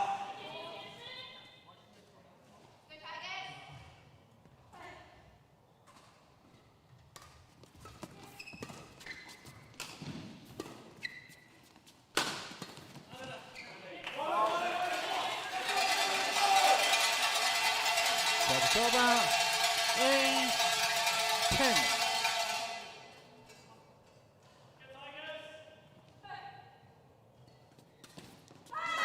Oh, they'll take it. They'll take it. Oh, she's got ice in her veins, Given by Janice Jiang, the Tiger 17-year-old. Brokers No Tigers, apology. 11, Hit the net, 8. tumble over, win the game. Thank you very much, move on. Great stuff. Great stuff. They fought back, though, because Ode and Eng looked to have found really good form midway through that game. But the response from Vong and Jiang was really impressive. yeah, I think they certainly did well to Dakman. I can see, particularly on the backhand side, to play it soft and just keep the attack as much as they could. Again, really brave the way that Janice Jiang is stepping in, also stepping up to take control of the net and really challenge Jasmine, up there. So that certainly puts their noses in front. But tomorrow, who will it be? Huawei Dragons and the One Pure Wolves. Your Wolves side, Ollie, are you ready to fire? You made a couple of comments to me off air about you need to step up. You need to. You ready to lead the team tomorrow? And you must win, mustn't you, in order to have a chance of playing in the final? So has the team got that feeling that let's just throw everything at it? Yeah, 100%. I mean, obviously, against the Dragons last time, we managed to take all 3 points there as well. I think it'll be a slightly different way the Dragons line up tomorrow night, but the result still, from our point of view, needs to be the same. So that one tomorrow night from 7 on Sky Sport Next and Sky Sport 9. Second game. Level. Play.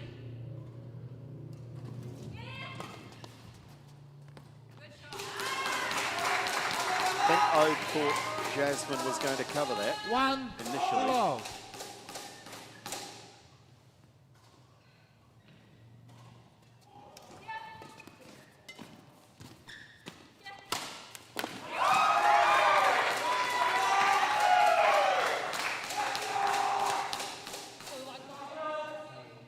Great mid-court from Dakman Vong. Love.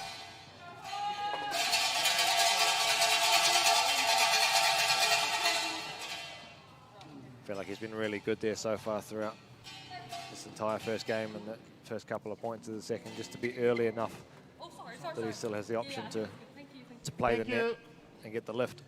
Of course, we reach this time of the evening, we're starting to think of the Crystal Ashley design MVP.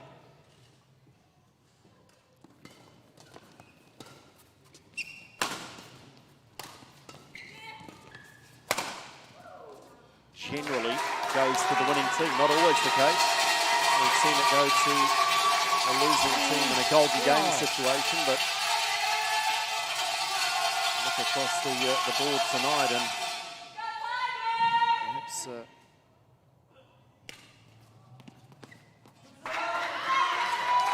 I have no inside information here, Ollie, but perhaps Edward Lau must be one of the favourites at the moment, especially with the win over Minota. Yeah, you think so? Perhaps Jackman Vong as well, the way he's been playing. I think it's this one.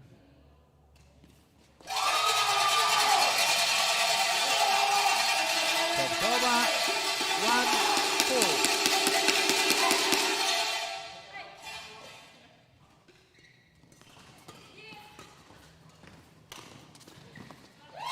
Wide. They just ill afford to have gone 5-1 down, you would think, the Hawks.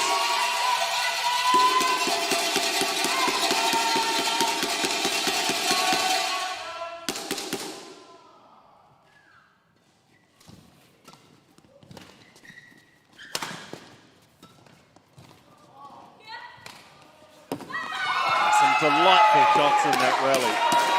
Finished off by Jackman Vong, but full credit to Janice Jang, the way she defended in that rally as well.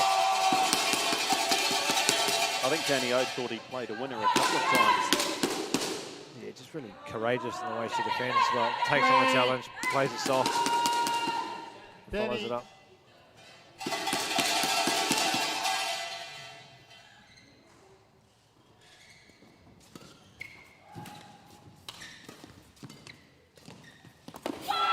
Beautiful touch. She plays with a maturity beyond her 17 years.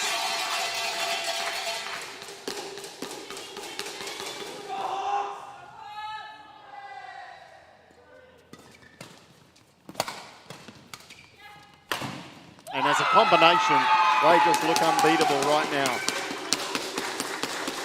7-2.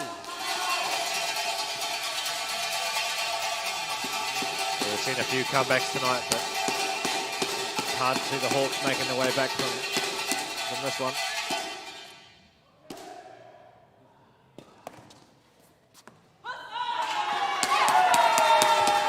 Tony Griffin has seen enough. 8-2. He's called for a timeout. Timeout.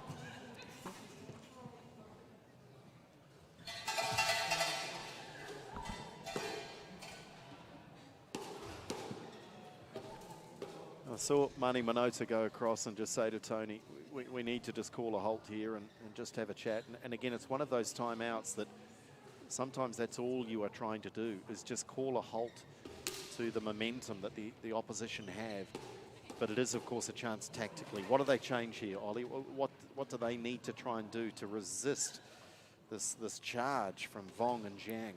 Yeah, they just have to find some way to, again, get back in the offense and start putting some pressure on, I think, to be totally honest. They haven't really asked the question of the Tigers pair at all throughout this match. So at 8-2 behind, there's not really much tactically you can do other than fight really hard, play with a freedom that you've got nothing to lose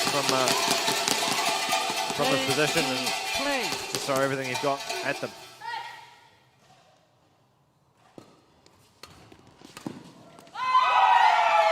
One of the rare occasions in this league, the timeout doesn't work. 9-2. The march towards what seems the inevitable win in the match and the tie continues.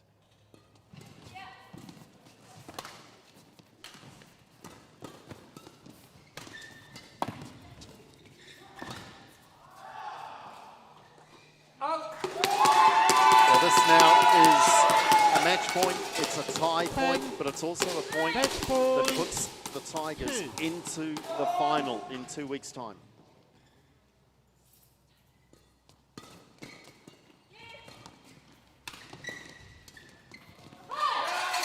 Not just yet.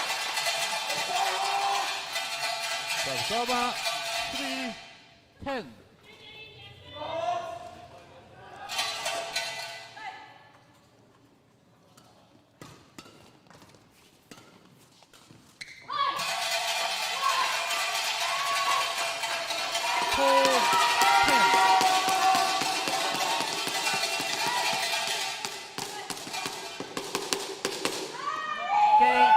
That hands it to them. In truth, though, it was a match that they were never really in, the Hawks.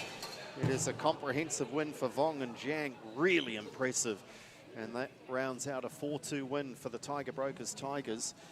That's Oliver Leighton-Davis. We've spoken about Janice Jiang. We possibly haven't mentioned Dakman Vong enough. As a combination, played really well, the youngsters. And that's as good a win as you'll see in this league. Yeah, settled in really nicely as well after a shorter, bit more untidy rallies than that first game. But yeah, again, full credit to the way that Janice and Dakman played there, combining really well. The way Janice was able to control and the courage she showed in the front court to step in early, play the blocks and really take it to Jasmine at the end. And I think she controlled it. And that was, again, why the Tigers pair were able to win that match. And especially the way that Dakman was able to play in the mid-court as well. So combining really nicely in the front and mid areas of the court, those two. And great effort to secure them the 4-2 win and a spot in the final. Yeah, well done, guys. There's so much to talk about there. First, let's just talk about the match. You guys combined brilliantly and were always in control, it seemed. You must be delighted. Yeah, this is obviously our 5th tie together playing mixed, so we are quite used to playing with each other and how we work, and I think our experience showed in the court because we were able to communicate with each other and work through what we needed to do. Did you feel any added pressure at all, Dakman, given the nature of the match, given that you had to win the tie? Yeah, at first I felt quite a bit of pressure because last time we played them we had to get into the golden set, so we didn't want that to happen again. Yeah, but it was better. Yeah, a bit of determination, but well done. Looked like you're enjoying it immensely and playing brilliant badminton. Well done, guys. Congratulations. So a win in the mix to take out the tie for the Tiger Brokers Tigers. And we have the Crystal Ashley Design MVP, $100 and the trophy. And I can bring Edward Lau in to congratulate him. Well done, Edward. Congratulations. You are the MVP. You must be delighted with that. Any win over Mani Minota is a special one, isn't it? Yeah, it feels really good to beat Mani for the first time in a tournament. So, and to get the team win makes me even more proud. And of course, as well as winning the MVP, courtesy of Crystal Ashley Design, $100, which is great for you personally, but for the team, I'm sure that's what's most important. You're now in the final. You can't miss the final. Is that what you guys were aiming for tonight? Yeah, I think this tie was pretty important because we know next week is going to be tough again, so we don't want to rely on the last tie to make the final, so this is really good. Do you think also, and credit Henry Tam, do you think also that the right combinations have now been found that seem to work pretty well tonight? Yeah, I think it was kind of a risk as well, I guess, because me and Dakman don't usually play together, so yeah, we just went for it. Yeah. Are we going to see that again next week, or are you not going to give it away yet? I can't give it away, yeah. A mystery still. Well done. Congratulations. Our Crystal Ashley Design MVP, Edward Lau, with his win in the singles and then backing up as well for another win in the doubles. I'll bring Oliver Leighton-Davis in for a chat to review this one. Tiger Brokers Tigers, coming into this, they were on top of the table, but they've absolutely stamped themselves now as favourites to win this thing, haven't they? Yeah, 100%. They certainly have. They've been probably the form team across the league, to be honest. And then with 12 points on the board, there's the evidence there to back it up, and they showed it tonight. There were a lot of matches that could have gone either way. Sally Fu in the ladies singles springs to mind, having to really fight in that second game against Courtney Trillo to win 15-14, and that's sort of the winning attitude that they've kind of been playing with throughout the whole event. And their strength, I mean, Sally's unbeaten in the singles, but their strength appears to be across their team. Close matches, but they're going into every match, it seems, capable of winning. And I'm not sure, without being harsh, I'm not sure that every other team can say that. They've got obvious strengths and maybe some weaknesses. They're all round impressive, aren't they? Yeah, I think perhaps their strength lies there in the balance of the team across the board. So they know stepping on court that they're a fighting chance in every match they play, and I think that helps with the team morale and the team spirit as well, and they've definitely showed that they can put in a complete performance across the board. Okay, so you take off the civvies and get back on the court tomorrow night. That's going to be fascinating because it's just going to be a scrap. I mean, two teams, yourself, the Wolves and the Dragons, absolutely fighting for survival. But knowing now that whilst the Tigers have gone, the Hawks are within reach, aren't they? Yeah, absolutely. The winner tomorrow night, they can take 3 points suddenly on even playing field with the Hawks there. So plenty to play for. Really looking forward to that one tomorrow. I think the team's going to be excited, and I can't wait to try and beat the Dragons again. Good stuff. Look forward to seeing you out there on court. Thanks for your work tonight, Ollie. Oliver Layden-Davis with those thoughts on this match tonight. The Tiger Brokers Tigers really have stamped themselves now as clear favourites to win the LearnCoach New Zealand Badminton League. With that win tonight, 4-2 over the HeyTour Hawks. Still so much to play for, though. They are in the final, but who will they play in a couple of weeks? We have tomorrow night to help sort that out with the One Pure Wolves up against the Huawei Dragons, and then another final week of round robin before we will know who meets the Tigers in the final. Thanks for your company tonight. We'll see you again tomorrow from 7 o'clock on Sky Sport Next and Sky Sport 9.